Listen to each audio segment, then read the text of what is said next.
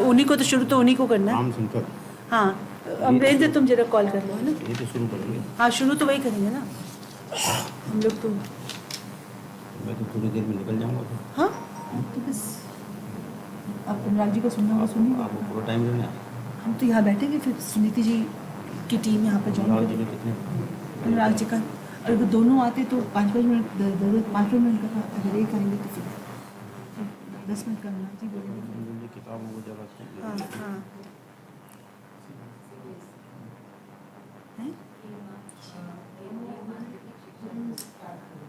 हाँ वही स्टार्ट करेंगे। छोटा छोटा बस कम कम कम बोलेंगे और क्या हम तो इफेक्टिव होना चाहिए। इफेक्टिव होना चाहिए बस। हाँ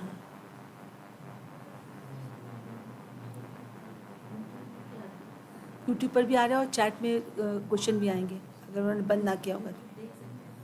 हाँ चमन आरा को बोला नीलकंठ तो छुट्टी पर था तब भी आ गया। छुट्टी पर दे दो।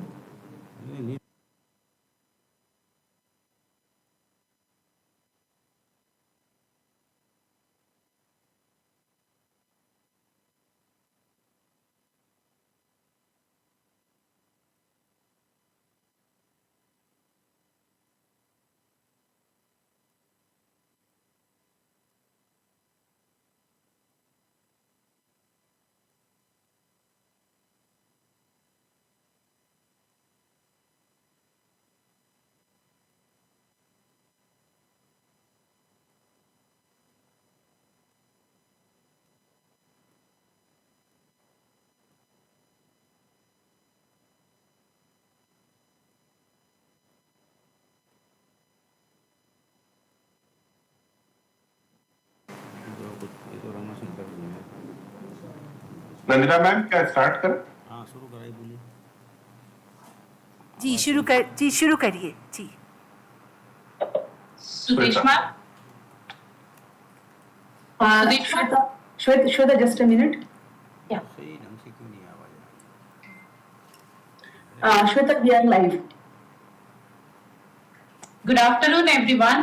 And on behalf of CBSE, I would like to welcome all of you to this 2 days online training program for teachers of CBSE affiliated schools, organized jointly by CBSE and NCERT. This online training program is conducted with the aim of smooth transition of teachers and students from old to new textbooks in class 3rd and 6th, which has been released recently by NCERT. For a welcome address, I would like to invite Dr. Ram Shankar Sir, Director, Training Unit, CBSE Headquarters. Over to you, sir.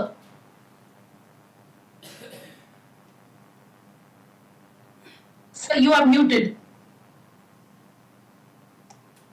सभी को नमस्कार। मैं doctor Ramshankar, director training, आप सभी का हार्दिक स्वागत करता हूं। सर्वप्रथम मैं स्वागत करता हूं प्रोफेसर दिनेश प्रसाद सकलानी जी का, जो कि डायरेक्टर एनसीईआरटी है।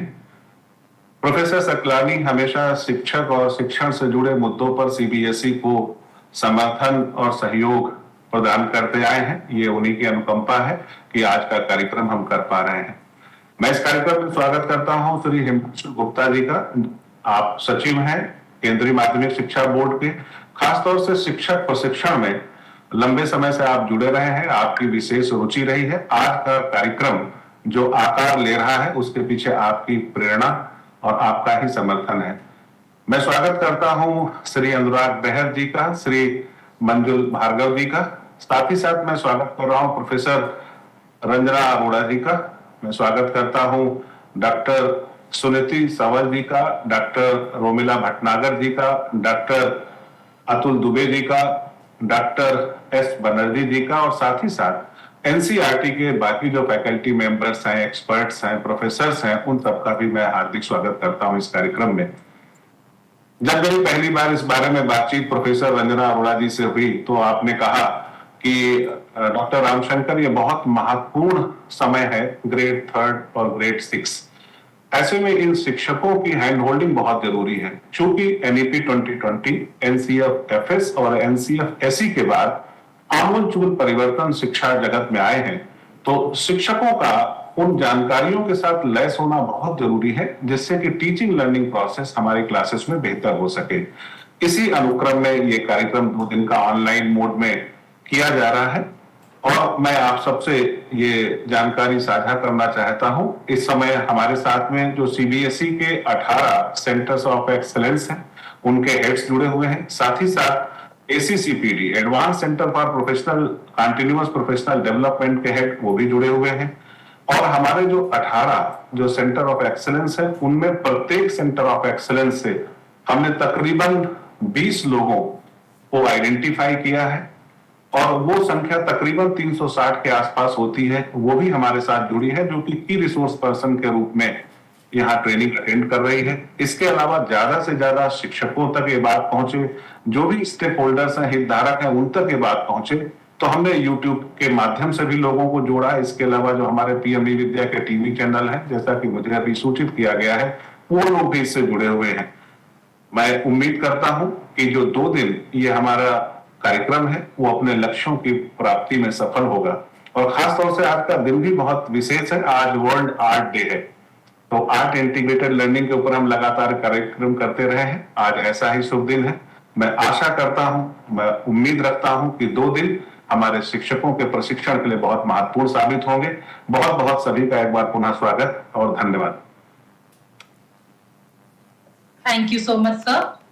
Further, to brief on the objective of this online training program, I would like to invite Ranjana Arora ma'am, Professor and Head, Department of Curriculum Development and Studies, NCERT.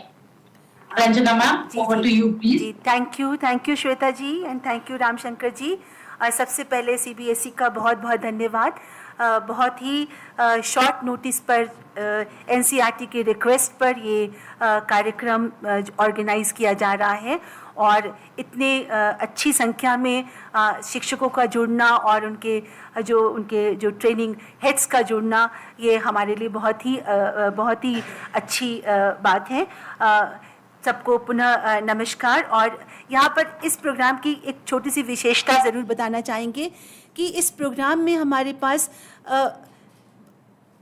4-5 sets of people joined us.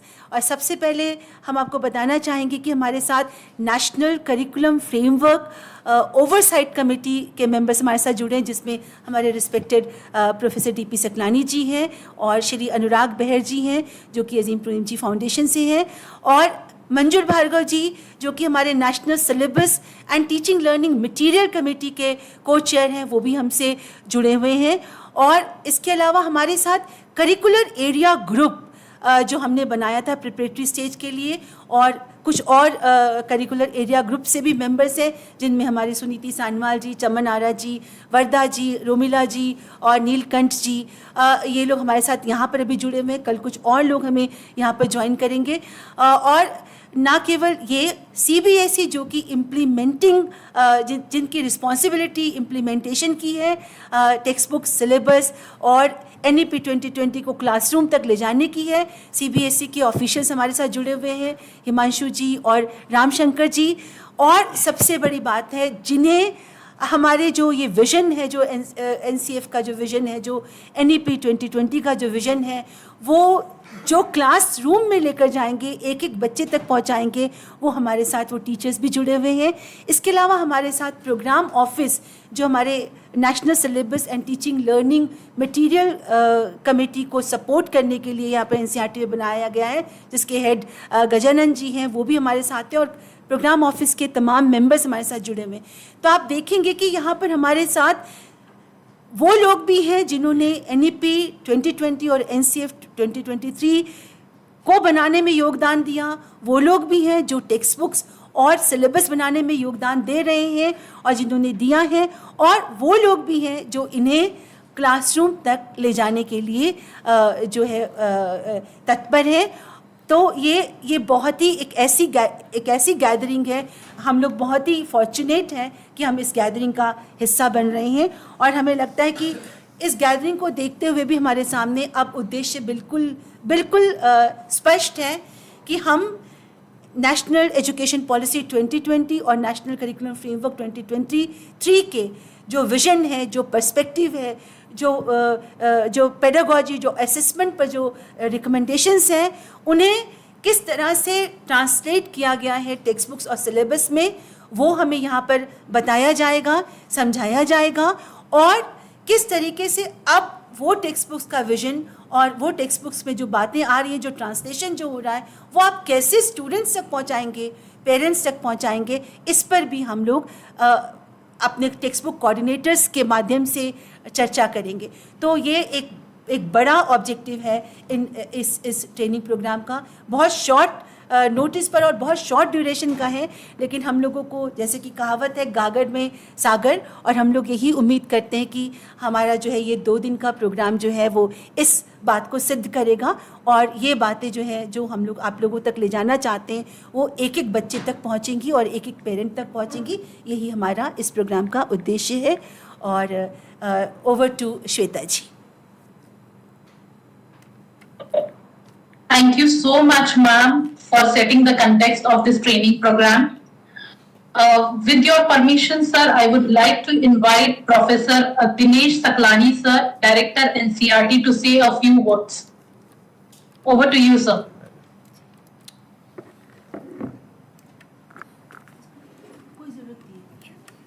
Namaskar. Good evening, and thank you very much for inviting me for this important program. As we know that we have very important task ahead. We have with us Secretary CBSE and Director Academic Pandeji, CBSE other officers, faculty members, teachers, our NCERT faculty members, Professor Ranjana Arora, Head Curriculum Department, Professor Suniti Sanwal, Head DE and Coordinator of the preparatory sections of this book development committee. We have online with us Sri Anurag Beherji, Professor Manjul Bhargav ji, and as Ranjana ji mentioned that 5 sets of people are with us, and these 5 sets of people are the important people who are playing pivotal role in not only formulating the policy and the NCF, but also developing the textbooks and learning teaching material, and also disseminating that through the training, and the key resource person who are going to be benefited by this training.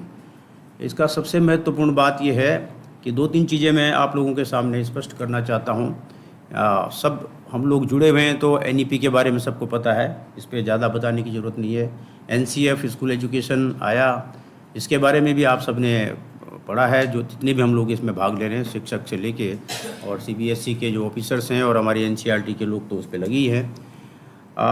हम NCERT के रूप में एक light mood में बात करता हूँ कि हमने तो भोजन बना लिया है और बहुत अच्छा बनाया है, अब आपको सर्व कर रहे हैं, और आप कहाँ तक ले जाएंगे? स्कूल के प्रत्येक बच्चे तक। तो मैं हमेशा इस बात पे जोर देता हूँ कि जो मटेरियल हमने बनाया है वो सब लोगों की फीडबैक से बना है। CBSE के टीचर्स भी इसमें रहे हैं और प्रोफेसर्स भी रहे हैं, एक्सपर्ट्स भी रहे हैं। हमारे जो NEP में महत्वपूर्ण भूमिका निभाने वाले प्रोफेसर मंजुल भार्गव और श्री अनुराग बेहड़ जी, हमारे साथ प्रोग्राम ऑफिस एक बहुत महत्वपूर्ण काम कर रहा है हमारे साथ। पूरा सारा जो प्रोग्राम हमारा बनता है, टीचिंग लर्निंग मटेरियल डेवलप होता है, उसको सपोर्ट करने के लिए एक सिस्टम बना है। श्री गजानंद जी और आप सभी लोग, हम ये पुस्तकें जो आई हैं, आप देखेंगे कि जो कमेंट भी मिल रहे हैं हमको, एक नए प्रकार की पुस्तकें हैं, और ये नए प्रकार की पुस्तकें हमें किस तरह से लोगों के तक जानी है, बच्चों तक जानी है, ये सुनिश्चित करने के लिए कार्यक्रम आयोजित किया जा रहा है। आप देखिए हमारे पास जो हिंदी की किताब आई है, आप उसमें देखेंगे उसका कवर पेज है, उसमें जो रूटेडनेस है, भारतीयता है, और जो 21वीं शताब्दी की जो हमारी स्किल्स हैं, विकास के जो गतिमान हैं, वो प्रदर्शित किए गए हैं। क्योंकि चित्रों के माध्यम से बहुत कुछ बातें समझ में आती हैं और समझाई जाती हैं, तो यही प्रयास किया है। उसके जितने भी चित्र हैं इलस्ट्रेशन के रूप में जो बने हैं, उन चित्रों पे आप विचार करेंगे तो आपको लगेगा कि उससे बहुत कुछ सिखाया जा सकता है, बहुत कुछ सीखा जा सकता है, बहुत सारी बातें आ सकती हैं।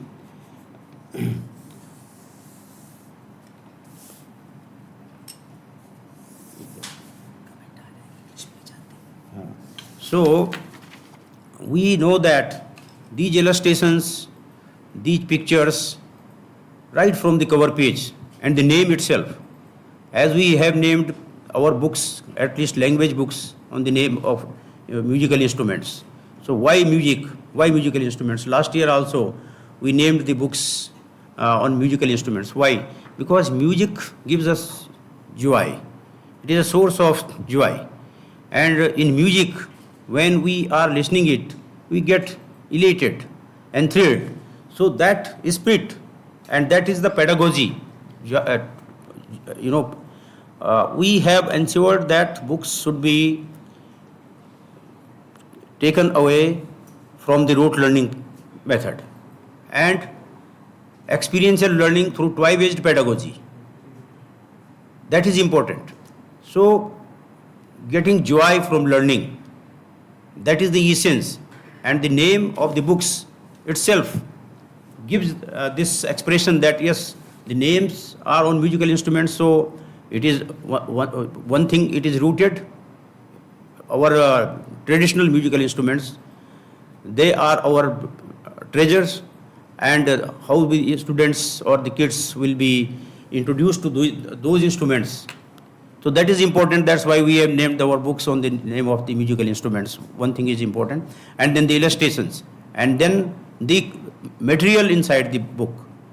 How the material has been developed, you will be knowing that, and you might have known that because we have uploaded the books on our platform, our website, and very shortly we are going to get the printed copies. We have already given the books for printing. So whether it is English book or textbook, or it is Hindi textbook or mathematics books, wonderful books we have developed with the help of our curricular area groups and experts, and especially the efforts put by our co-chairperson NSTC Professor Manjul Bhargav in developing all the books and all the other members. So this is one thing. And now what to do with these books? We'll see that this time we have introduced a foundation course for 3 new subjects. This is the first time we are introducing such type of course, because we deliberately do this, because we don't want that the new subjects should directly in the form of books should go to the students, because they will not be able to understand what is this. And in order to introduce the new subject, foundation course in the form of very lively activities and material, we have ensured that 15 days this course would be there. So for this purpose, how the books have to be taken to the classroom to the students, so that they may get full benefit of the books, and they may transit to the new pedagogy, that is the joyful learning, toy-based pedagogy and experiential learning, that should be ensured. So philosophy of the NEP should be understood through this process only, and for that purpose we have developed these books, and here we are going to take the books further. So my emphasis is always that when we say that we are going to make the develop the competency or the capacity, build the capacity of the key resource persons. What is the meaning of building the capacity? First of all, we have to understand what is our present status of understanding the our learning teaching material. That is one thing. How we have been taking that further in past, that is another thing, and how we will ensure that in future. So after getting this brief introductory or capacity building program, I hope that those who are going to be benefited by this, and those who are going to enhance their capacity, they should realize that yes, they have changed their capacity, they have enhanced their capacity. Only then the course will be effective, otherwise not. So my first request is that all of us should ensure that the capacity should be built not only by saying that we have got this training program, but the realization should be there. Yes, earlier we were doing like that, but now we are doing differently. The one thing is that pre and post capacity building program. So assessment should be there, feedback should be there from your side also. You, if possible, you please share the feedback how you have benefited from this capacity building program. So that is important. Key resource persons, how the key capacity of the key resource persons have been enhanced, that is very important. Once you realize that your capacity has been enhanced and you have transformed your way of taking the material to the classrooms, that will be very important and significant step for us. From there, the another course of action will be started, that you are going to deliver this course to the teachers. The teachers who are the vital link, who are the pivot of the this learning teaching process. They are the people who are going to interact with the parents and the students. They are going to take the things downwards to the grassroots level. So again, when you deliver this course to those and you try to enhance the capacity of the teachers and orient them to these new learning teaching material and books, they should also note that yes, before going through this course, they had some problems, but now they are very well versed in the new sort of learning teaching material. So that difference, if they mark in themselves, then only then it will be possible for them to teach the students differently, effectively, and that will ensure the success of this program. So at this level also, when the key resource persons are going to take away this course among the teachers, the key resource persons should also ensure that they should get the feedback from the teachers. Two types of feedbacks: how they had been doing earlier and how they will do after getting this training program.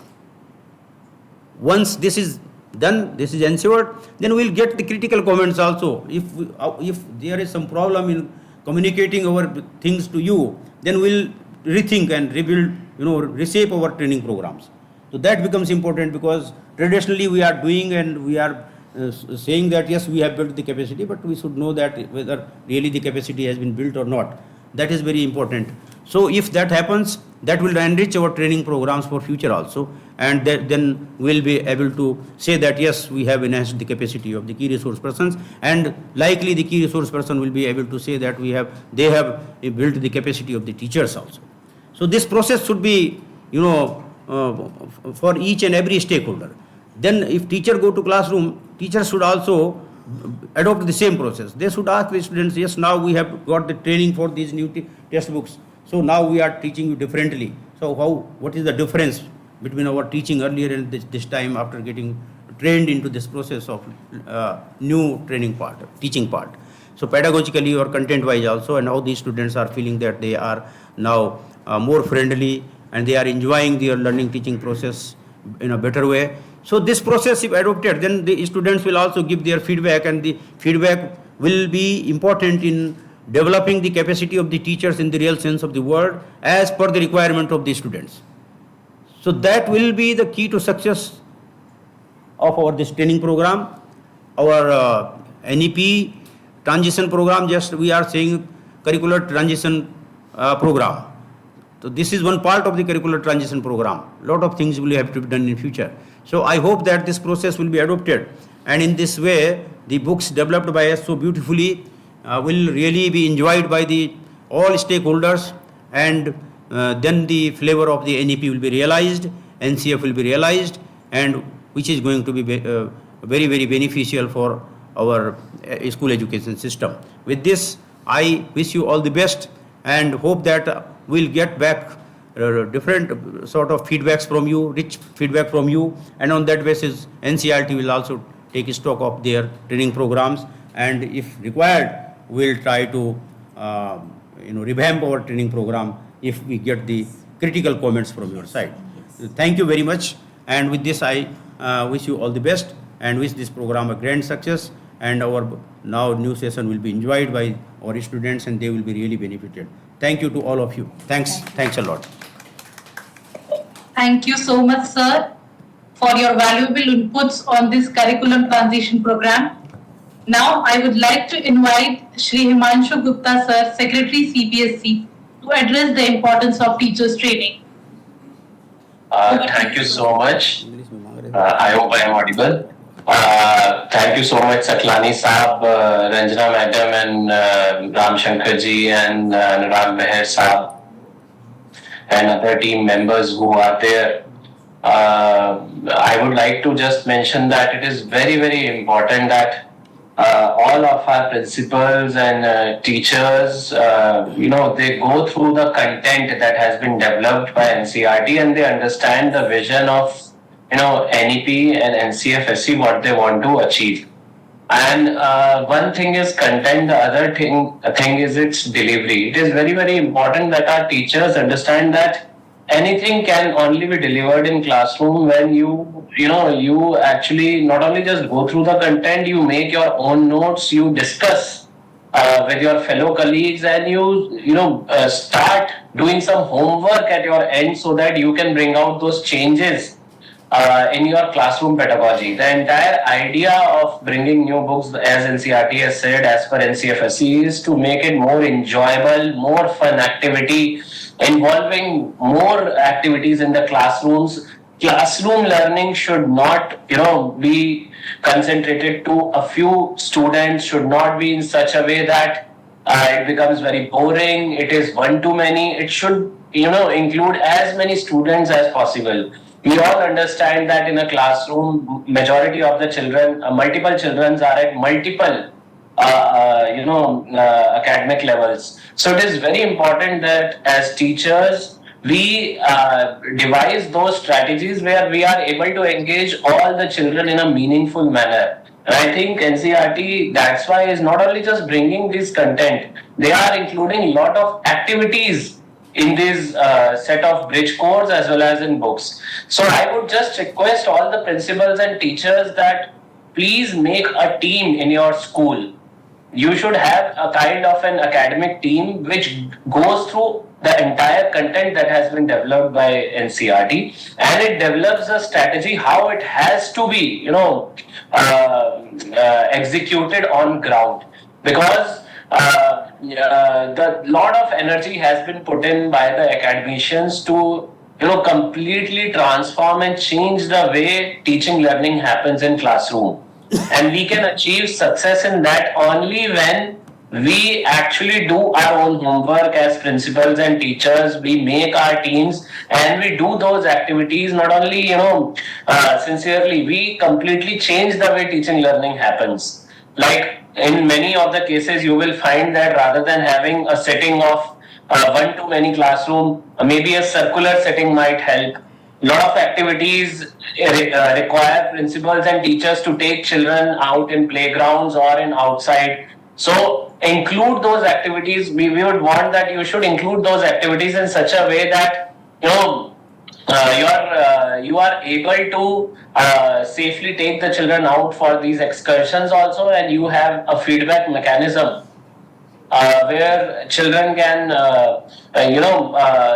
get back to you what are their learning assessments, and your assessments also change more from homework or a written based assessment to a competency based assessment. So I think it is very important that all the faculty, all the principals and teachers, they go through the content properly, they go through the exercises and the activities that are mentioned, and they work out, their in-house mechanisms to implement these things in classroom. A draft timetable has also been given by NCERT. However, it is not, not every school will be able, since we have schools all across the country, summer bound and winter bound schools. Many schools would want to tweak that timetable in a way they are able to implement on ground. So that flexibility will definitely be there with all the schools. But we would want that, all the principals and teachers, they actually, implement their own strategies of how they want to take such textbooks and the vision of NEP and NCFE in their classrooms. You will have to have multiple, maybe a weekly meetings with your teachers, your primary teachers, your subject teachers, that how it is being implemented in classroom. There might be, earlier it will be a dramatic shift from the way earlier teaching used to happen, where all the classes were in same class. Now perhaps you will be having a lot of movement of children, so you will have to identify resources also in the school to execute such things in classroom. But the entire vision of bringing such books is that learning should be child-centric, should be fun-based, should be in a way that all children, they based upon their own competencies, they learn, they excel, and school must become a kind of an atmosphere where each one of not only just children, it's the teachers and principals and all staffs are learning together. So I think I'm very happy that the CBSE and NCERT have come up with such a wonderful training program, and I am sure it will put to rest a lot of doubts that are there in the mind of academicians, and my best wishes. Thank you. Thank you so much, sir, for sharing your thoughts on this updated curriculum developed by NCERT. Before we begin the sessions of this program, I would like to invite Shri Anurag sir, Member, National Curriculum Framework Oversight Committee, for the overview of National Curriculum Framework, School Education, Syllabus and Textbooks. Over to you, Anurag sir.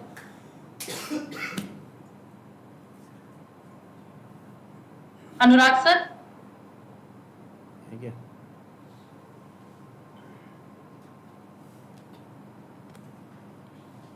Over to you, sir.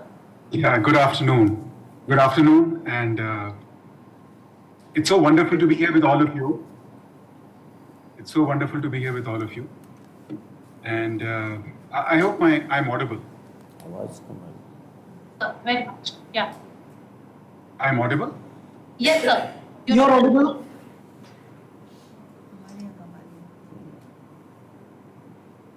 So, Shweta ji, if I'm yes, audible, sir, you are. Yes, sir. I think if some people are saying that I'm not audible, perhaps it's their line, because if I'm audible to you, then my line is fine. Okay. It is clear, sir. Please Okay, go ahead. wonderful. If the line goes bad, please tell me. Please stop and tell me. So I think it's absolutely wonderful that I am here with all of you. Thank you for giving me this opportunity. It is such an extraordinary pleasure. I cannot tell you. I have had the privilege of being involved from 2017 when we started architecting the National Education Policy. Dr. Kasturi Rangan, who chaired that committee, when we started working on it, I think our absolute dream was that how will it really make a difference in the hands of teachers for the lives of children, right? So that was the goal, that was the objective, because all of us know then we can write great policies, wonderful documents, but the real test of such policies is, does it really make a difference to the lives of the people it is supposed to, which in this case are the students and the teachers. So it is truly a pleasure. Thank you very much. Thank you, CBSE. Thank you, NCERT, for creating this opportunity and inviting me.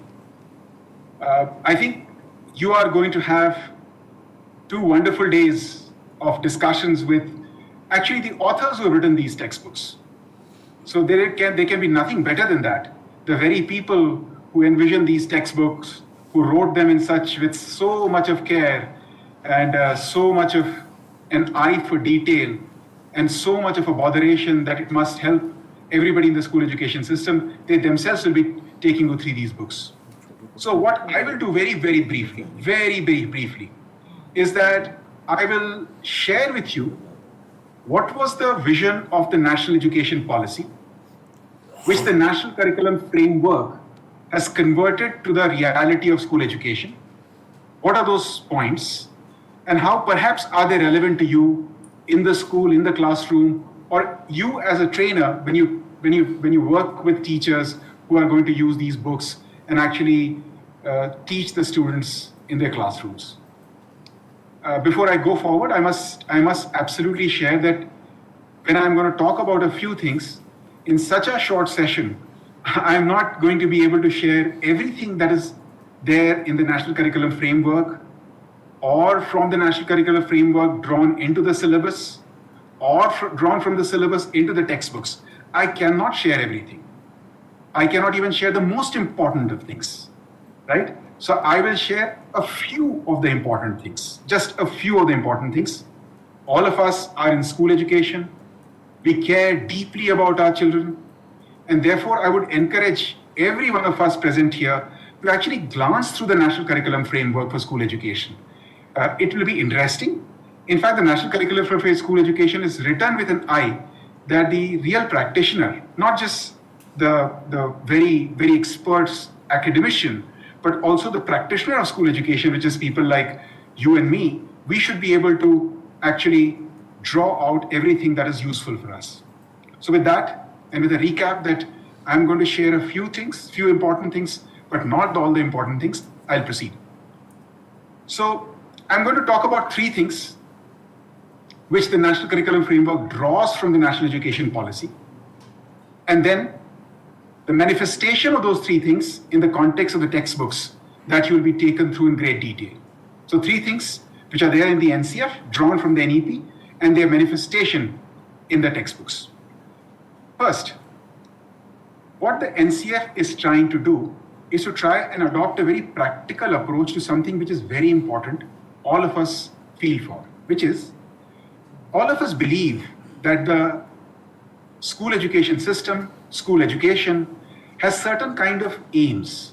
We want to achieve something, to develop good citizens of this country, to develop good human beings, to develop deep, rigorous subject knowledge, to develop language capacities, right? So we have those aims, very strong aims, very deeply felt aims, which is why we are on school education. That's why school education is important.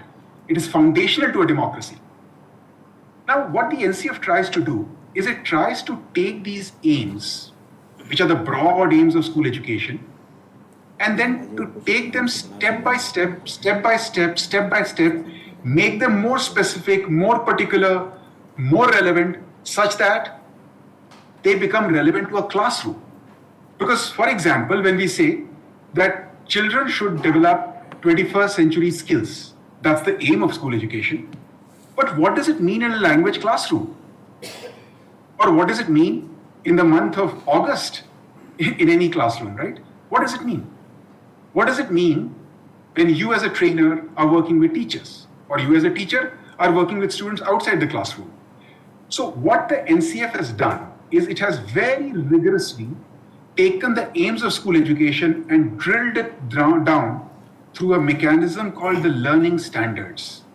My request to all of you is, you should absolutely glance through the chapter on learning standards in the NCF. What it does is, takes the aims of education, converts that into the goals for the subject, converts that to curricular goals for each stage being foundational stage, preparatory stage, middle stage, and so on.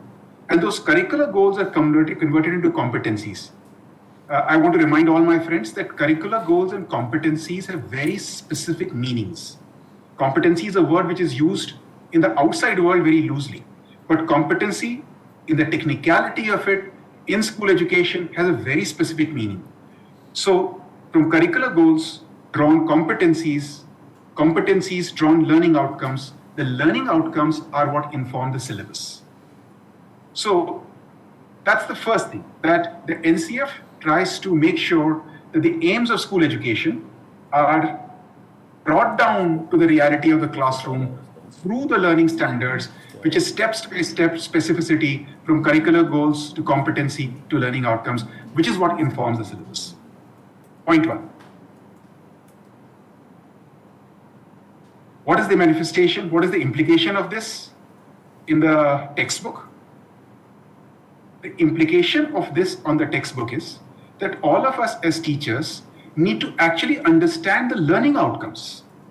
The textbook is not for content coverage. It is not for content coverage. The textbook is an enabler to achieve the learning outcomes, and therefore in each chapter, in each section, what is the learning outcome that is being driven for is what one needs to be familiarized with. So we as teachers need to understand what is the learning outcome in the syllabus, which ones are mapping to the desired learning outcome of that particular textbook in those particular chapters. I think that's the key issue, absolutely the key issue, right? So this understanding the development the understanding of the development of learning outcomes derived from the curricular goals and competencies, which is there in the NCF. It's also illustrated in the books. I think that understanding every teacher should have. The teacher should have it in her that I'm not teaching the textbook, I'm not teaching the content of the textbook. The textbook and the content of the textbook, or whatever is there in the textbook, is just a tool to achieve that learning outcome. So a close grasp of the learning outcome derived from the competency is really the key issue. I'll move on to the second point. The second point is that these aims that we are talking about of NCF drill down to learning outcomes, these learning outcomes are not only about content. It is not about the content. It is about developing capacities and skills. It's about developing values. It's about genuine understanding. So it's like developing the ability to think. When we say language, in Hindi, we say vidhas. वो विधा ही जानना काफी नहीं है. विधा जानना बहुत जरूरी है. It's very necessary. But we are talking about the linguistic capacity of a child, right? So I think it's very important that when you go into the learning outcomes and the correct competencies, we pay attention that each one of these subjects, whether it is mathematics or the languages, all the world around us, each one of them is going to be developing capacities, values, and knowledge. All three, right? And all three will get developed if we are able to transact inside the classroom with appropriate pedagogy, right? Now, this particular matter of not being focused on the content, being focused on the aims, focused on the competency, focused on the learning outcomes, it has some other implications which you will be able to see in the textbook, right? One critical implication is that there is an effort to reduce the content.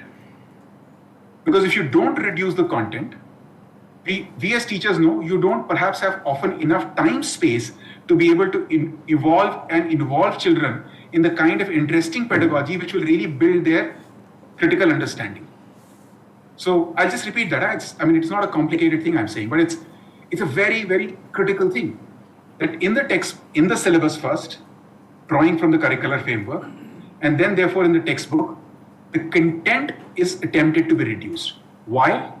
Because then you have the time space in the classroom, in the school, inside the classroom, outside the classroom, to be able to develop the kind of class practices, pedagogical approach, which actually enables the development of genuine understanding, enables the development of values, for example, teamwork and empathy, right?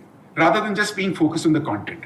So the design of the syllabus, which is drawing from the learning outcome, is enabling the design of the textbook in a certain manner by which the content is reduced so that you actually can focus on those things being the aims, etc., through the right pedagogical approach, rather than saying, let me take the book and let me go through the chapter one after another and let me do an assessment at the end, right?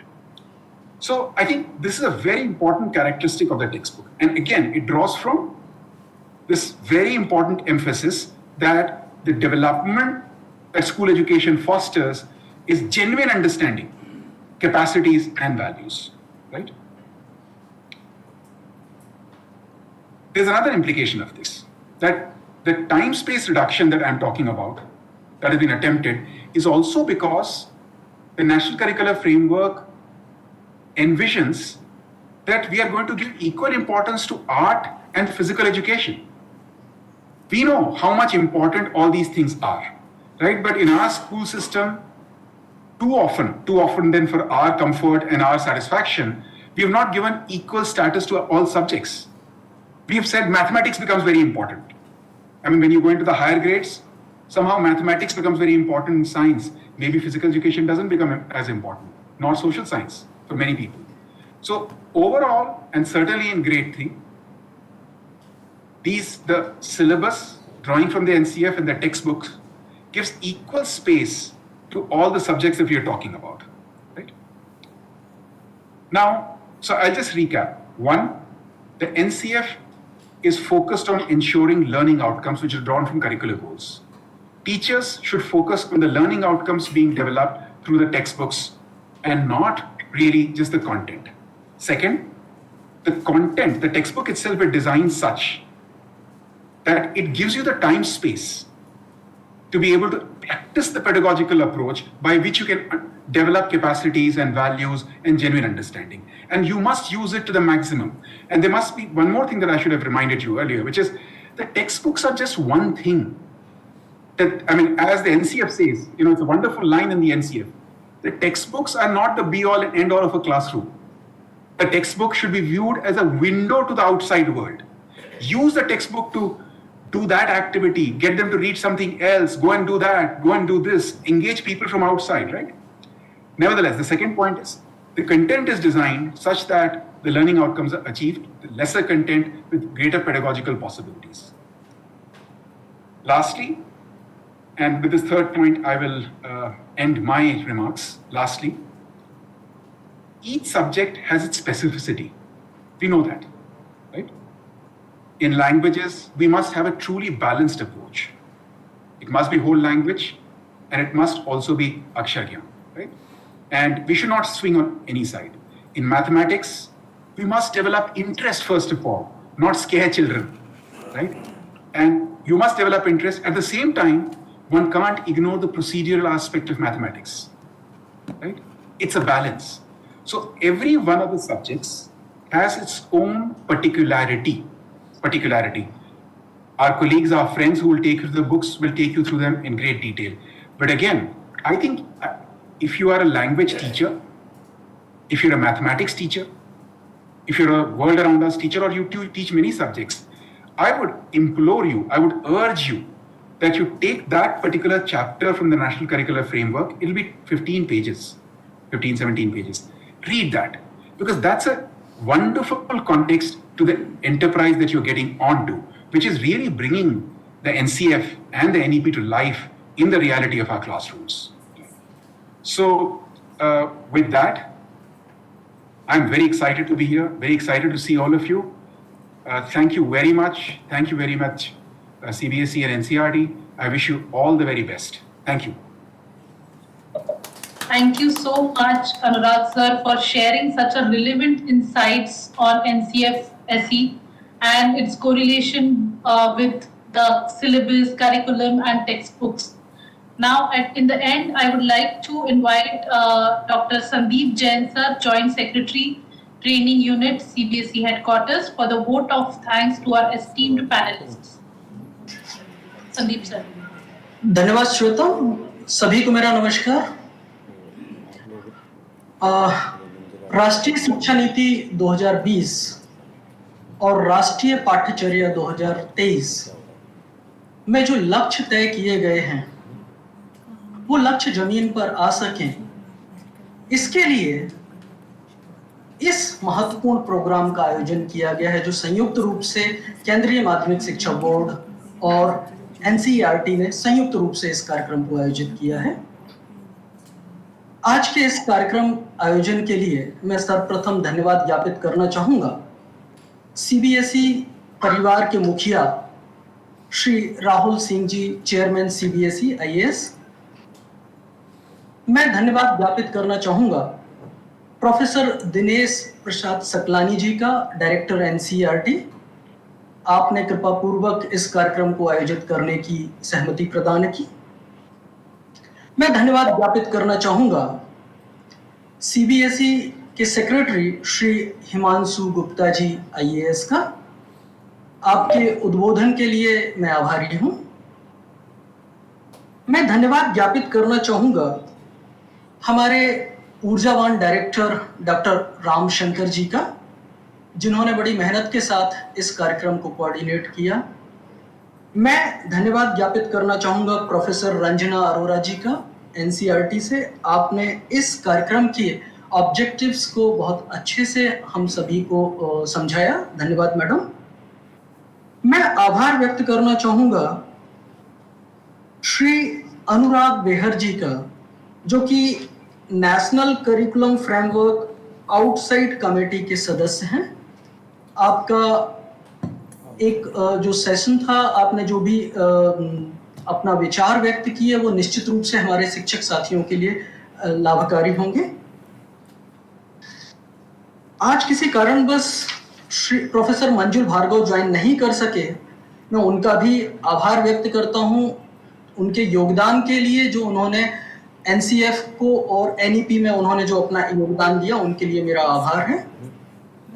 NCERT के अन्य faculty members जो अभी आगे अलग अलग विषयों से संबंधित सेशन लेने वाले हैं, मैं उनका भी आभार व्यक्त करता हूं।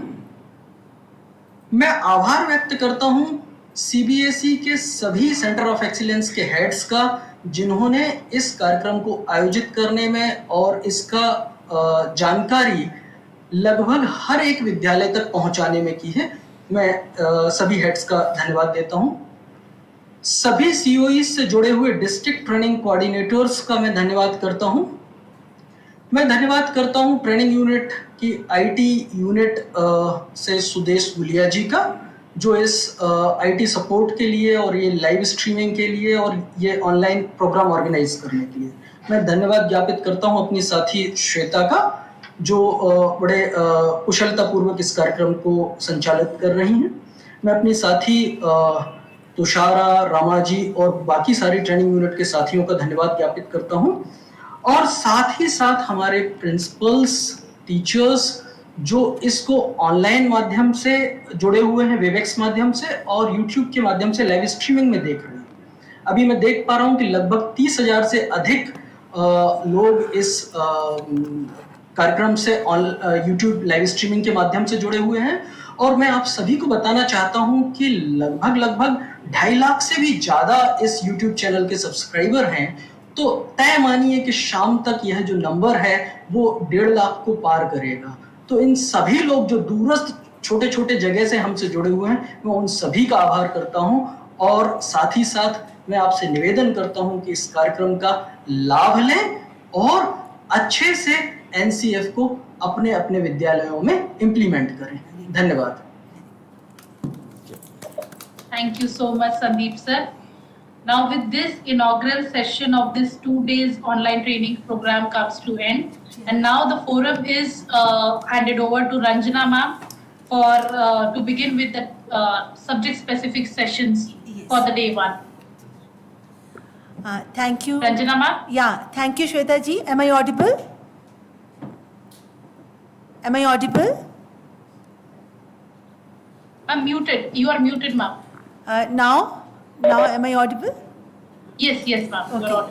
So thank you, Shweta ji, very nicely coordinating the inaugural session. So now I would like to invite Professor Suniti Sanwal ji, Head Department of Elementary Education and member convener Curricular Area Group Preparatory Stage for coordinating the session on textbooks. So first of all, I would also like to invite Neelkant ji. So please take your seat. Yes.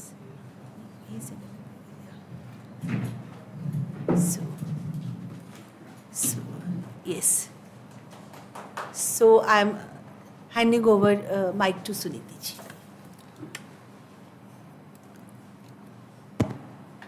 Good afternoon to everyone, and a very warm welcome for this session. So we'll be presenting 5 textbooks that we have developed for grade 3. We have developed Veena for Hindi, Santur for English, Sitar for Urdu, and Maths Mela or Maths Fair in English, and Ganit Mela in Hindi for mathematics, and the World Around Us textbooks.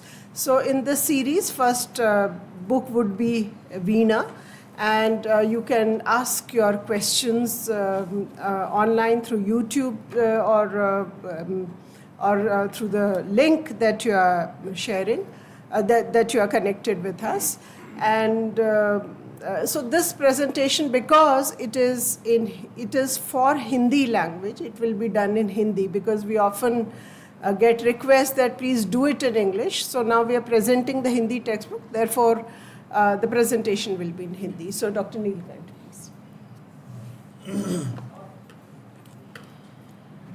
धन्यवाद Ranjana madam, स्मृति में professor Suniti Sanwal madam और इस आभासी माध्यम से जुड़े हुए तमाम विद्वान और शिक्षक साथियों, जैसा कि चर्चा हो चुकी है कि हम नई किताबों की दुनिया में प्रवेश करने जा रहे हैं। वीणा उस प्रवेश द्वार का एक हिस्सा है, वीणा भाग 1, जिसमें जो कि हिंदी की नई पाठ्य पुस्तक है। और पहले ही चर्चा हो चुकी है कि ये पाठ्य पुस्तकें राष्ट्रीय शिक्षा नीति, राष्ट्रीय पाठ्यचर्या की रूपरेखा विद्यालयी शिक्षा के लिए जो तेईस में आई और जो पाठ्यक्रम हमने तैयार किए हैं, इन सब को ध्यान में रखते हुए मुख्य रूप से ये किताबें तैयार की गई। किताबों को तैयार करने में जैसा कि आप आवरण पृष्ठ से ही प्रारंभ कर सकते हैं वीणा से, कि इन किताबों के मूल में राष्ट्रीय शिक्षा नीति में जो पहला शब्द आया है राष्ट्रीय, वो तत्व मौजूद है। राष्ट्रीय होने का आशय ये कि भारतीय परंपरा और संस्कृति के जो तत्व हैं वो इन किताबों में गुथे हुए हैं अलग अलग तरीके से। खासकर हिंदी की किताब के आवरण पृष्ठ को आप देखें तो आवरण पृष्ठ से ही हमारी भारतीय परंपरा और संस्कृति के प्रति भाषाओं का जो जुड़ाव है, खासकर भारतीय भाषाओं का, वो प्रतिबिंबित होगा। दूसरी बात ये कि इनके कंटेंट पर, इनमें जो सामग्री मौजूद है, उस सामग्री में अगर आप जाएंगे तो आपको दिखाई पड़ेगा कि इसमें हमने पंचतंत्र से लेकर चंद्रयान तक की यात्रा तय की है। पंचतंत्र कहने का मतलब ये कि जो हमारी परंपरा और संस्कृति है, जो हमारा समृद्ध साहित्य है, वो तो इन पाठ्य पुस्तकों में आया ही है, साथ ही नवीन तकनीक और वैज्ञानिक चीज़ें वो भी यहाँ पर मौजूद हैं। तो शायद ही कोई आयाम है, दुनिया जितनी बदली है, उस बदली हुई दुनिया को भारतीय परंपरा और संस्कृति से जोड़कर ये किताबें तैयार की गई हैं। अब इन किताबों के बारे में आपसे मैं बात करूं तो सबसे पहले आप आवरण पृष्ठ की चर्चा हो चुकी है और राष्ट्रीयता की चर्चा हो चुकी है, तो इसमें मौजूद सामग्री की ओर आप देखें। मौजूद सामग्री इकाई के अनुसार व्यवस्थित की गई है। तो ये किताबें मुख्य रूप से आप देखेंगे कि इन इकाइयों पर आधारित है, जिनमें पाठ्यक्रम में जो थीम है, पाठ्यक्रम के जो विषय तय किए गए थे, उनके अनुसार अलग अलग अध्यायों, अलग अलग विधाओं को लेकर हमने इनको व्यवस्थित किया है। तो ये किताबें इकाइयों में व्यवस्थित हैं और इनके साथ सुंदर चित्र, आवरण, रोचकता, गतिविधियाँ, ये सब इस पाठ्य पुस्तक की जान है। तो आप जैसे जैसे आगे बढ़ेंगे ये चीज़ें आपको अपनी पाठ्य पुस्तक में दिखाई पड़ेगी।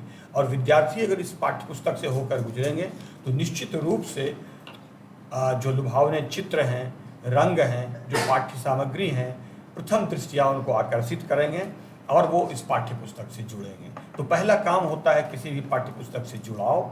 अगर एक बार आप जुड़ गए तो आगे का काम बहुत आसान हो जाता है।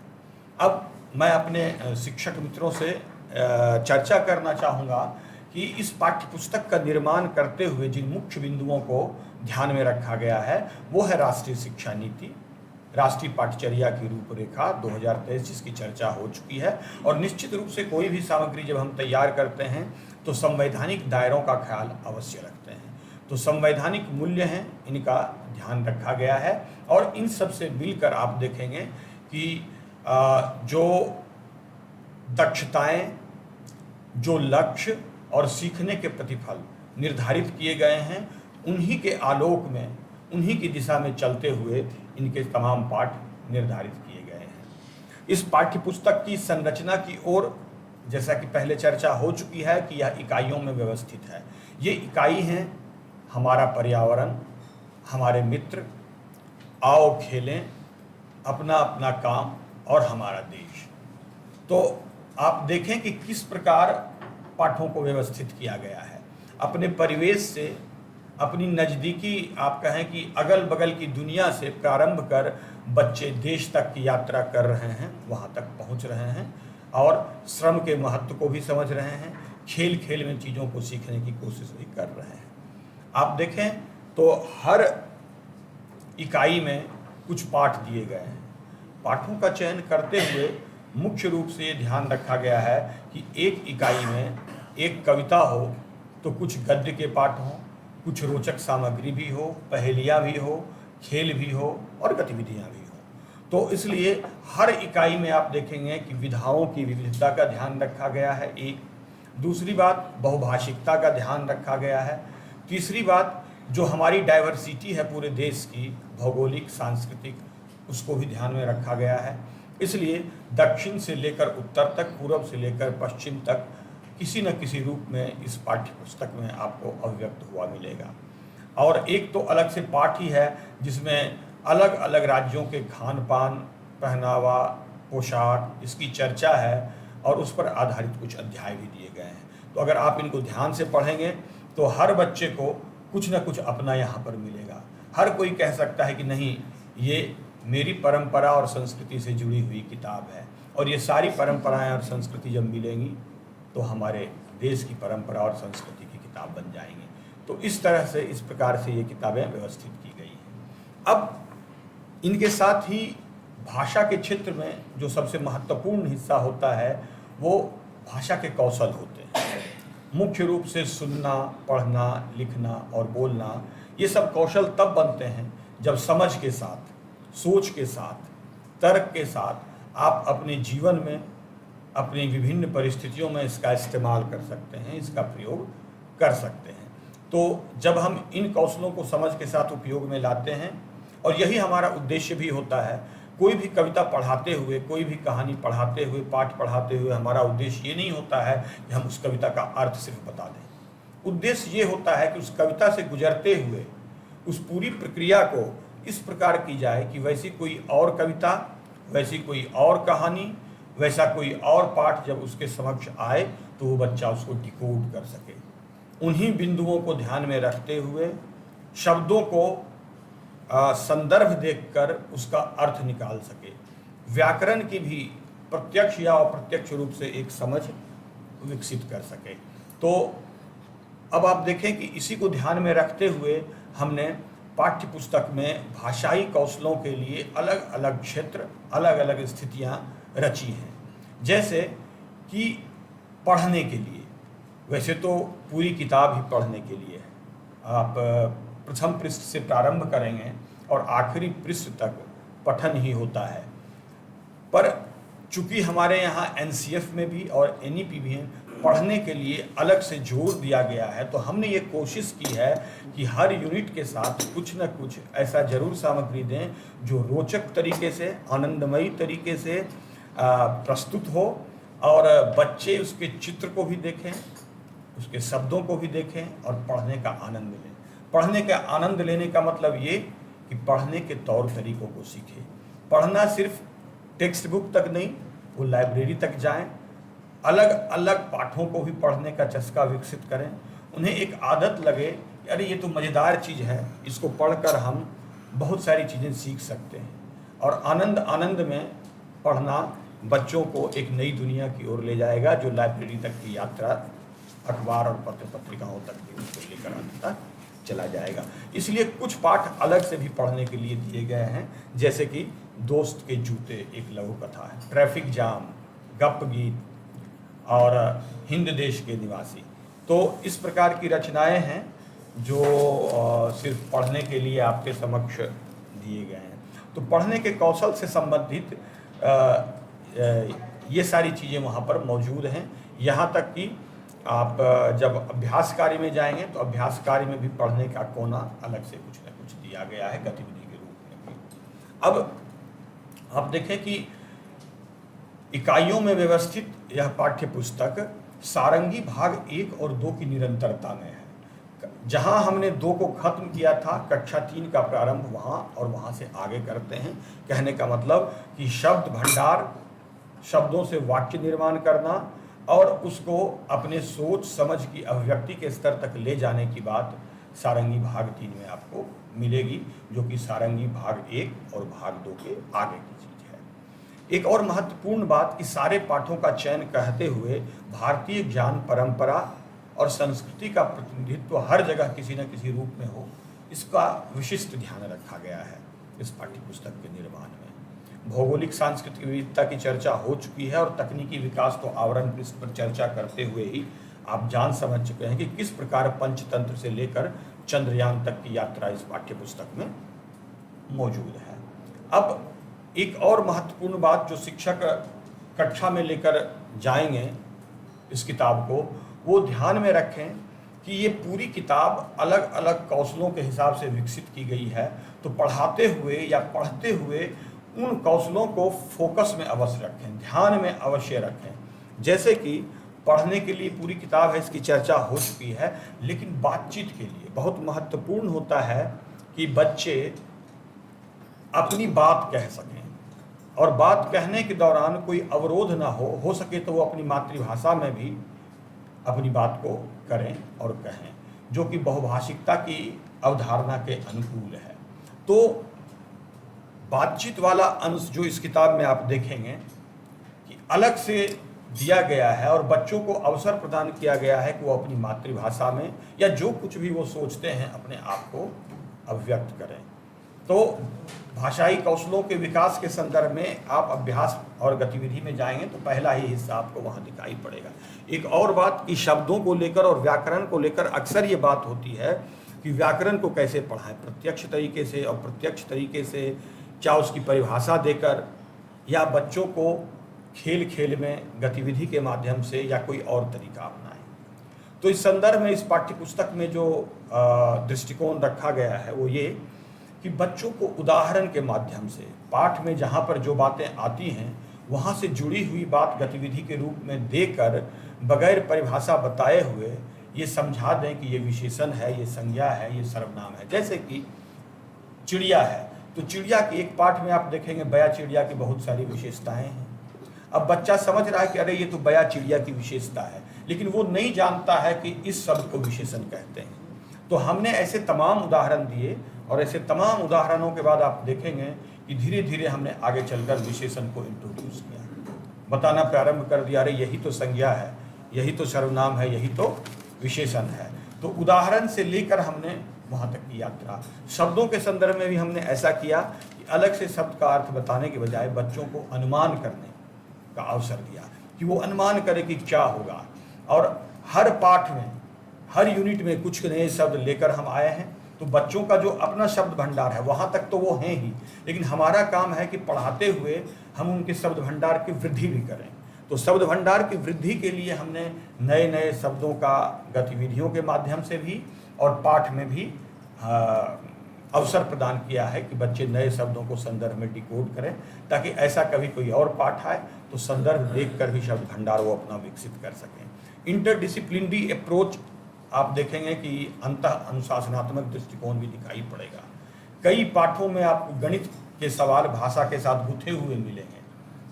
जैसे कि कोई कहानी है तो उस कहानी में कितने पैर, अब किसके कितने हैं तो वो कहानी की तरह, लेकिन अब उसमें जो सवाल दिए गए हैं पीछे की तरफ वो आनंदमयी तरीके से बच्चों को गिनती भी सिखाते हैं।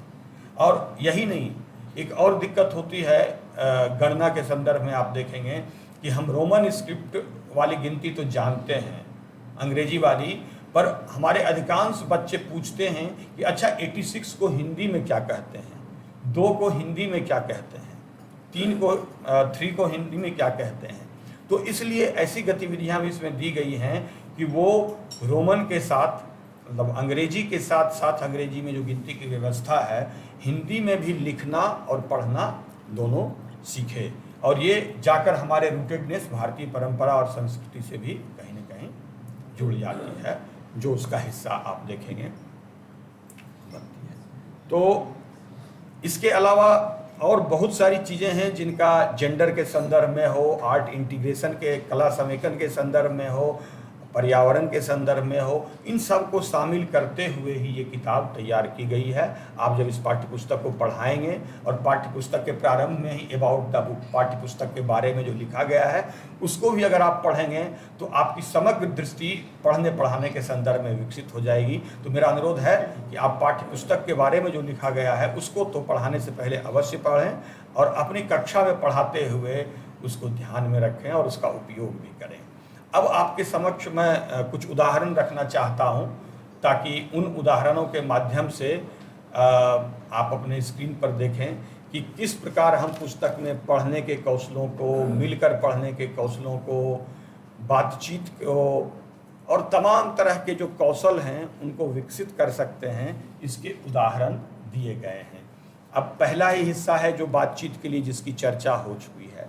आप देखें कि एक कोना ऐसा दिया गया है इन गतिविधियों में कि बच्चा क्या सोचता है। जैसे मान लीजिए किसी कहानी में मधुमक्खी कुछ सोच रही है, शेर कुछ सोच रहा है, गीदड़ कुछ सोच रहा है, तो हमने अब उनको रिप्लेस कर दिया, उनको बदल दिया और बच्चों से कहा कि अगर गौरैया से आपकी बातचीत होगी तो आप क्या सोचेंगे, आप क्या कहेंगे, आप क्या लिखेंगे।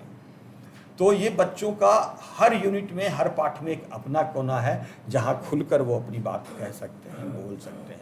और जो वो खुलकर अपनी बात कहेंगे तो उनके कौशल भी विकसित होंगे और रचनात्मकता, जिज्ञासा और कल्पना को भी एक नवीन अवसर प्राप्त होगा। तो सीखने को आनंदमयी बनाने के ये तौर तरीके हैं। आप देखें कि जो गतिविधियाँ दी गई हैं उनको इन सर्किल, चाहे लड्डू हो, फल हो, फूल हो, बच्चों को, इससे बच्चे क्या होगा कि वर्तनी की शुद्धि के साथ उसको पढ़ सकेंगे। कैसे पढ़ा जाता है चित्र के साथ उसको मिलाएंगे, वाक्य में उसका कैसे उपयोग हो रहा है इसको भी देखेंगे और अंततः लिखने की दक्षता, अपनी बात को कहने की दक्षता बोलने के साथ साथ विकसित करेंगे। इसलिए आप देखें कि यहाँ पर संवाद से संबंधित, साझा करने से संबंधित इस तरह की तमाम गतिविधियाँ दी गई हैं। अब हमारा एक महत्वपूर्ण काम है जो हर स्तर पर हम करते ही रहते हैं, वो है शब्द, वाक्य निर्माण और लिखना। इसकी सीमा और गुणवत्ता धीरे धीरे बढ़ती चली जाती है। शब्दों से परिचय बच्चों का 1 और 2 में भी है, लेकिन शब्दों से वाक्य का निर्माण, शब्दों को जोड़कर वाक्य बनाना और सार्थक वाक्य बनाना और साथ ही अपनी समझ को अभिव्यक्त करना, ये एक थोड़ा ऊपर के स्तर। तो हमने यहाँ शब्द से वाक्य रचना की ओर ले जाने के लिए भी बच्चों को अवसर प्रदान किए हैं और तमाम तरह की गतिविधियाँ आप अपने स्क्रीन पर देख सकते हैं कि दिए गए हैं। अब रंग भरने के लिए भी दिया गया है। कुछ गतिविधियाँ ऐसी दी गई हैं जिनमें शब्दों को उलट दिया गया है, क्रम बदल दिया गया है और फिर बच्चों से कहा गया है कि अब आप वाक्य तैयार करें। बदले हुए क्रम को आगे पीछे करके उनसे शब्द बनाने के लिए भी कहा गया है। कई खेल शब्दों के ऐसे दिए गए हैं जिनमें वर्तनी बच्चे सीखेंगे। जैसे हमने घेरा बनाकर अलग अलग तरह की वर्तनी वाले शब्द दे दिए और बच्चे उनमें से जो ठीक वर्तनी वाले शब्द हैं उनको पहचानेंगे। कई फलों के नाम दिए गए और उन फलों के नाम पर चल चल कर ही बच्चे को उस खेल से बाहर निकलना है। तो अब वो फल, सब्जी और तमाम में अंतर करते हुए, उन पर कदम रखते हुए उस गतिविधि में बाहर आ सकता है जो आगे आपको दिखाई पड़ेगा। अब कला समेकन की जो बात हो रही थी वो आपके समक्ष है। हमने एक कहानी जिसमें शेर और सियार वाली बात आई है, तो एक मुखौटा बनाने का तौर तरीका बच्चों को सिखाया और फिर उनको यह भी अवसर दिया कि अगर आपको शेर पसंद है तो शेर, सियार पसंद है तो सियार, मुखौटा बनाइए और उसका उपयोग करके संवाद बोलिए। इस तरह की और भी कई गतिविधियाँ जगह जगह पर आपको इस किताब में मिलेगी। बच्चों को चित्रकारी के भी अवसर दिए गए हैं और रंग भरने के अवसर दिए गए हैं।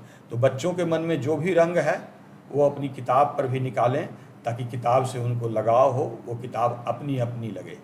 तो चित्र तो इतने बेहतरीन हैं और उनका अपना कोना किताब से उनके लगाव को बढ़ाएगा और किताब को पढ़ने की ओर प्रेरित करेगा।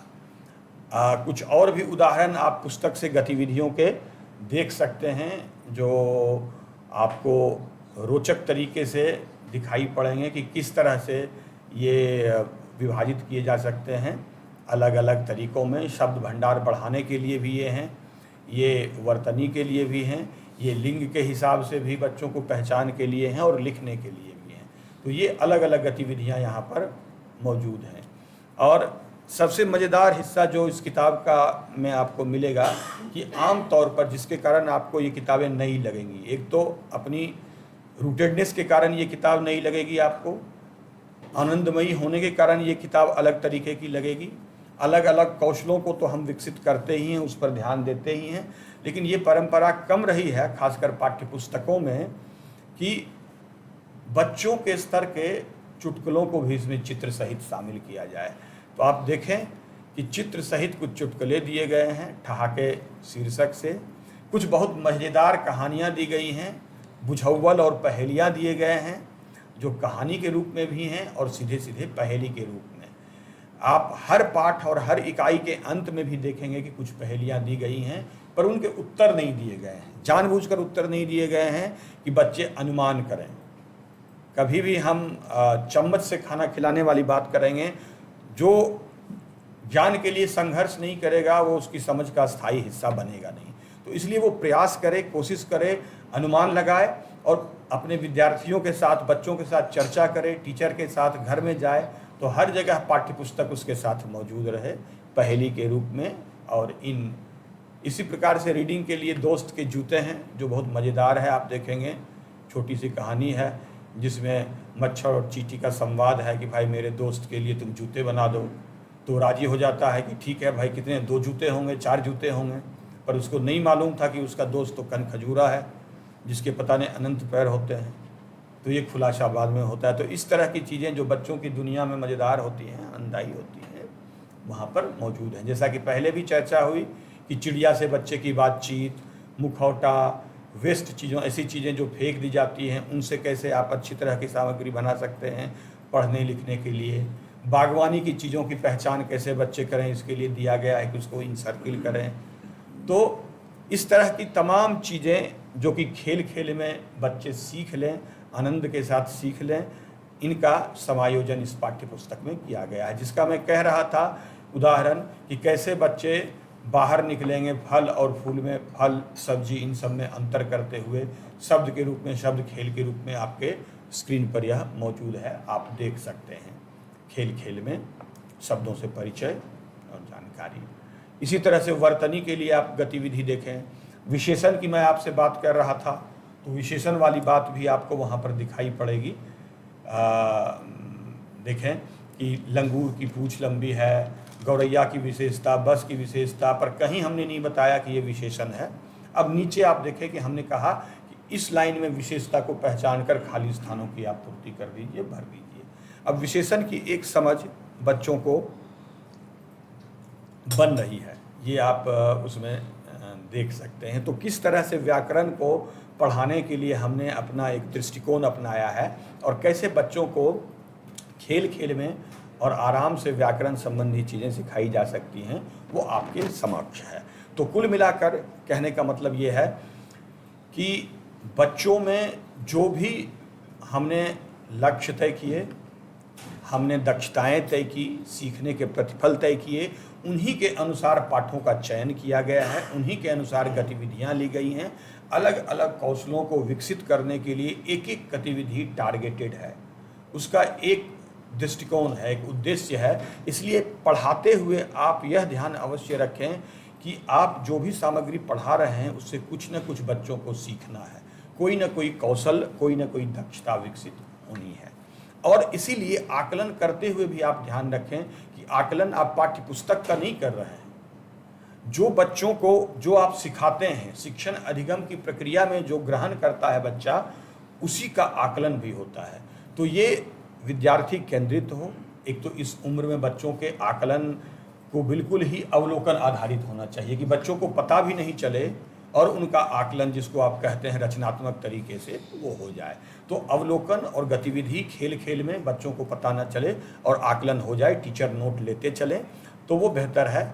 और जो भी हमारे कौशल हैं, उन कौशलों और उन दक्षताओं को ध्यान में रखें। 360 डिग्री की बात हमेशा हम करते हैं कि बच्चों के व्यवहार में सीखने से जो बदलाव आया वो ज़रूर कैच हो जाए, वो ज़रूर हम ध्यान दे दें। तो इन सब को ध्यान में रखते हुए इन पाठ्य पुस्तकों का आकलन किया जा सकता है।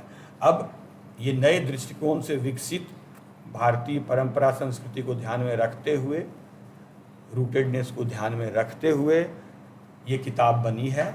और ये किताब पहली बार अपनी ज़मीन से जुड़ी हुई किताब है, जिसमें संपूर्ण देश आनंदमयी रोचक तरीके से शामिल है।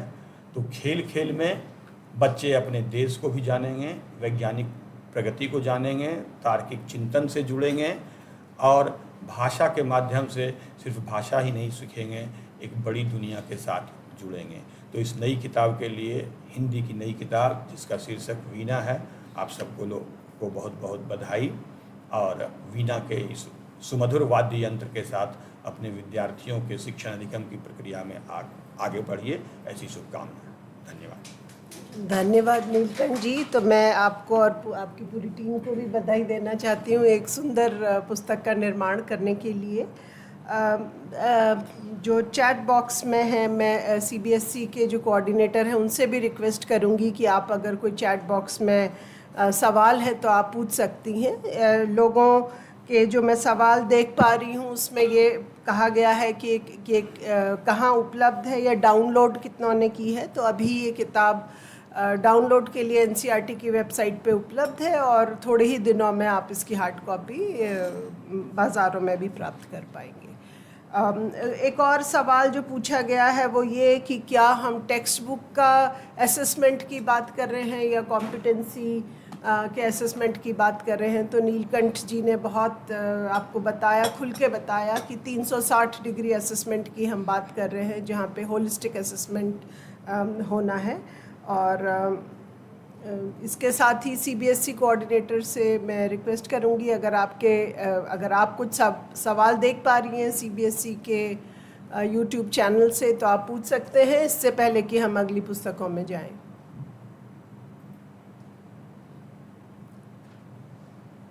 मैम, हम कंपाइल कर रहे हैं ये सारे जो क्वेश्चंस आ रहे हैं हमारे YouTube में। जैसे ही हम ये सारे कंपाइल कर लेते हैं हम आपको फॉरवर्ड कर देंगे। अच्छा, ठीक है। तो फिर इसका मतलब है कि हम ये सवालों को बाद में भी आपके साथ ले सकते हैं या हम एक सेशन कर सकते हैं जहाँ पे हम आपके सवालों के उत्तर देंगे। तो इसके साथ ही we move on to the next book which is the English textbook for grade 3 and it is called Santoor. And I have with me my colleague Professor Varda M. Nikalje, who is a professor in the Department of Elementary Education, and I invite her to present the book. Professor Varda, please. Namaste and good day to one and all. It's my privilege to present before you Class 3 Santur, the textbook of English. I would like to begin with one of my favorite phrases, that is saying hello to the textbook. So when we have just seen it, that it's uploaded, it's not yet in your hand, but this is an opportunity for you to say hello to the textbook. And when we say hello to the textbook, we begin with what is called the preliminary pages, or prelims for short. So in the prelims, we have the foreword by Director Sir, which talks about the NEP, the recommendations, the reflections of NEP in these textbooks, not just the English ones, but the other ones as well, and the NCF, of course. We also have about the book, which tells about the activities, the rationale for the stories, the narratives, the poems. We also have some simple guidelines for the teachers to ensure that these are taken care of, because these deal with the new approach that is being followed in these textbooks. So in addition to about the book, we also have notes to the teacher given at necessary places in the textbook itself, immediately after an activity where it is felt that perhaps the teachers, especially the novice teachers, would need some guidance on the rationale for including certain activities or narratives in the textbook. So with these words, let us go to the first slide. That is the structure of the textbook. The English textbook for class 3 Santur consists of 4 units. Each unit has 3 lessons. The structure of each unit is as follows. We have picture reading, which is essential for developing keen observation of children. Children do have naturally observation. They have an eye for detail which we adults might miss. But then the picture reading would encourage them to talk about what they actually see in the picture. What animals, birds or insects they see. Do they see human beings? Do they see men and women, boys and girls? What are these doing, and so on. We shall be looking at some of the examples later on. This picture reading is followed by a poem in each of the units. The poem is related, as are the prose pieces, to a certain theme which it encompasses. The questions that follow, let us think, deal with both factual questions related directly to the content of the poem and also to think and answer, which is encouraging critical thinking. What would you do if you were in the narrator's place? Do you think you would have reacted in the same way, and so on. This is followed by let us do an activity. This encompasses arts and crafts or simply creating or hand manipulation and so on. Let us speak, as one of the earlier speakers has said. We aim for the practical approach, and this is especially true in the case of English, because in this L2 or English, children are often seen to be proficient in reading and writing. They pass their exams, but when it comes to speaking, they hesitate or they make mistakes or they are less confident about speaking.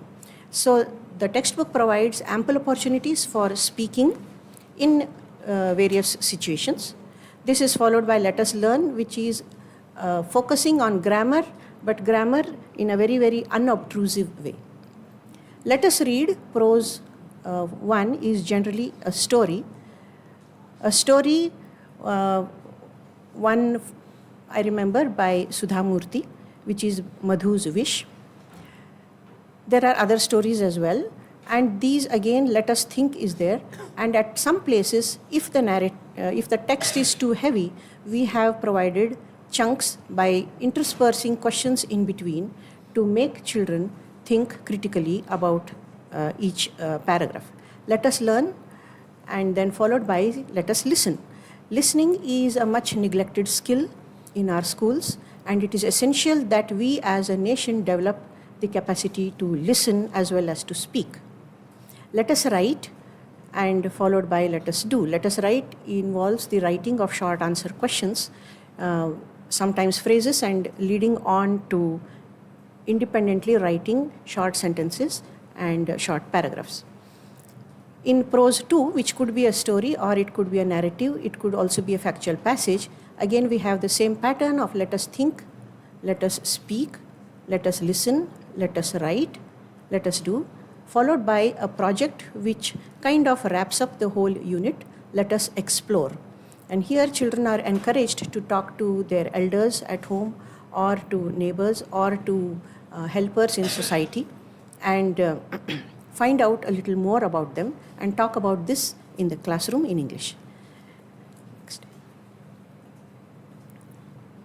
So the key aspects of Santur is that it is a textbook cum workbook. The children are asked to engage themselves thoroughly with the textbook, to focus on the activities, to write the answers, to draw, to paint, to solve the crossword. In fact, the textbook belongs to them and they belong to the textbook, in other words. The focus is on speaking, listening, reading and writing in an integrated manner. In the foundational stage, speaking and listening were the focus, and here it's all the 4 areas. It provides ample opportunities for learners to engage with the text and to share their input, to be creative with their replies, to share with their classmates, allowing all the learners to engage with the language in a meaningful way. So it's only by speaking, by writing, by sharing that language, all languages would develop, and so is the case with L2 or English. There is in this textbook gradual progression towards independent writing. The writing activities aim to facilitate learners to diversify their written responses and make the activities relatable for every learner. It's not that only one single answer is acceptable or is correct.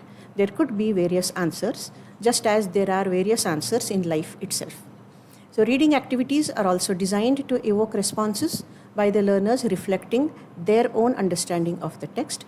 As mentioned earlier, we have notes for the teachers and engaging illustrations with a focus on observation skills through picture reading in each unit and incorporation of multilingualism, which we shall be looking at in the forthcoming slides. So Indian knowledge system and inclusion is found very much in Santur. The Indian knowledge system is especially found in Unit 2, which deals with toys and games. There's a picture, as you can see, that would be a center spread on indigenous toys. There is a text on Makar Sankranti and how it is celebrated in different regions and cultures in Unit 3. And in Unit 4, which is the last unit, students are encouraged to share stories related to the moon in their region, in their culture, and in their language. So in various activities, the students are encouraged to share phrases and terms in their mother tongue. Regarding inclusion, there are illustrations which include individuals with disability along with abled people. This reflects the former's involvement in everyday life like the latter. So this is given in a very unobtrusive way, without drawing attention and certainly without showing undue pity or sympathy. Activity on sight as a sense is found in the poem after the poem Laddu. The activity sensitizes children about visually impaired individuals. This is the text of Sankranti, Makar Sankranti, that I mentioned earlier, in which there are the various names that the same festival has across different regions. The activity to the right is about the how the child who is visually challenged will be able to identify her favorite sweet, that is the laddu, and she says, "I love laddus." So the friend is very surprised and he asks her how she could pick out the laddu. So children are encouraged to think and thus become sensitized to the challenges faced by the visually impaired. Assessment, a key factor in the field of education. For the first time in the English textbook, we have two sheets, one at the end of Unit 2, and one at the end of the textbook, self-assessment. And here it is the child who is the master of the ship. The child will himself or herself tick the corresponding sentence. I can recite the poem whether in a group or in pairs or by repeating after the teacher, all by myself. So the child will be able to individually assess himself or herself, and by the end of the textbook it could be that there is an improvement in the child's performance. So this assessment, of course, for teachers there are exercises at the end of every lesson to assess the language skills of the children, but the simple self-assessment sheets is a step to introduce learners to the concept of assessment. So picture reading, one example is this one, about a hen and a duck who are good friends, and they along with their children would like to visit a village fair. So the story is in pictures and how they cross the stream. It's not given explicitly how they cross the stream. The child has to make use of his or her previous knowledge, knowing that ducks can swim but hens can't, and then critical thinking. The child will have to say, the children will have to say on their own as to how they cross. They can look at the picture. Vocabulary development is found here. The names of the young ones are there, and match the following and so on, which will reinforce what is seen in this picture reading. So fun with words. This is this is a kind of a two-way process of thinking. If some of us can recall in our own childhood that there are two actions, one with the left hand patting the head and with the right hand touching the nose. So there's two kinds of thinking or cognitive activity going on. Here the word yellow, the first word yellow, is written in green color, and the child has to identify the word and also the color. Looking at the word yellow, the child will have to say green, and so on and so forth. So looking at the second word, BLUE, the child will have to say the color, which is red, and so on. So this is an attempt to interest the child, at the same time leading to its cognitive development. The alphabet with which the child is already familiar in the foundational stage. Fun with the alphabet is continued here with words beginning with the same letter. It's not a lesson, it's just one of the fun activities in which this textbook abounds. So O is there, the name of the child is also O, and the verb is given in O, and the noun at the end, a box of oranges. And queue up quietly. The children will have fun reading out these sentences and identifying that the first sound of each word, or almost each word, is of the same letter. An extension of this activity is possible where the child can be encouraged to come up with sentences of his or her own which are similar to the ones here on this page, and this certainly will build on previous knowledge. Interdisciplinarity is also addressed in this textbook, with the integration with the mathematics being one of the examples shown here.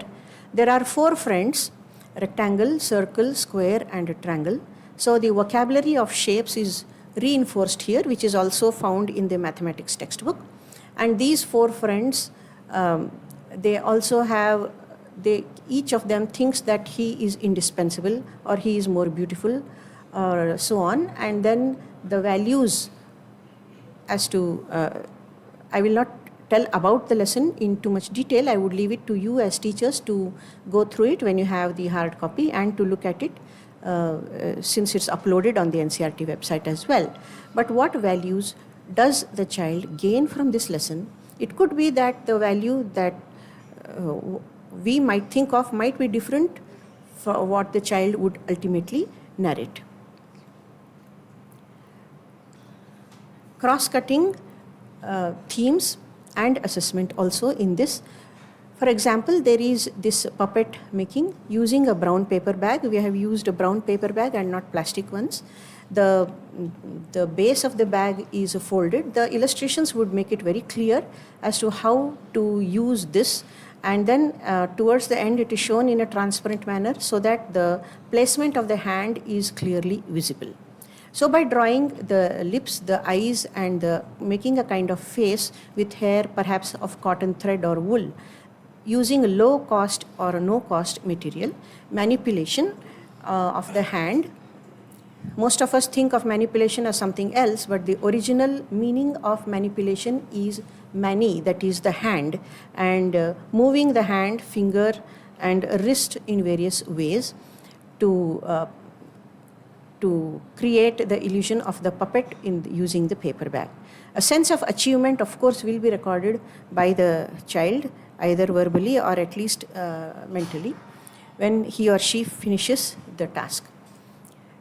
We have introduced again for the first time a picture glossary, taking the idea from the toy pedagogy, which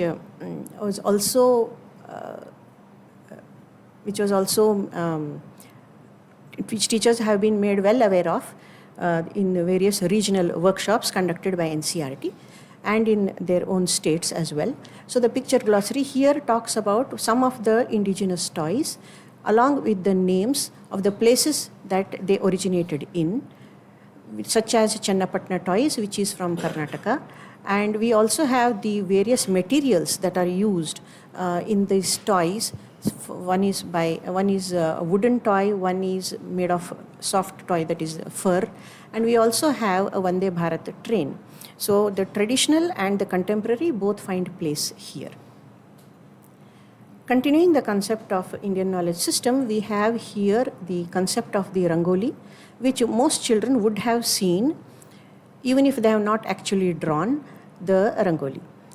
In Mridang, in class 2, we have the joining the dots to make a rangoli, and here we have a slightly different kind of one which is found in South India mainly.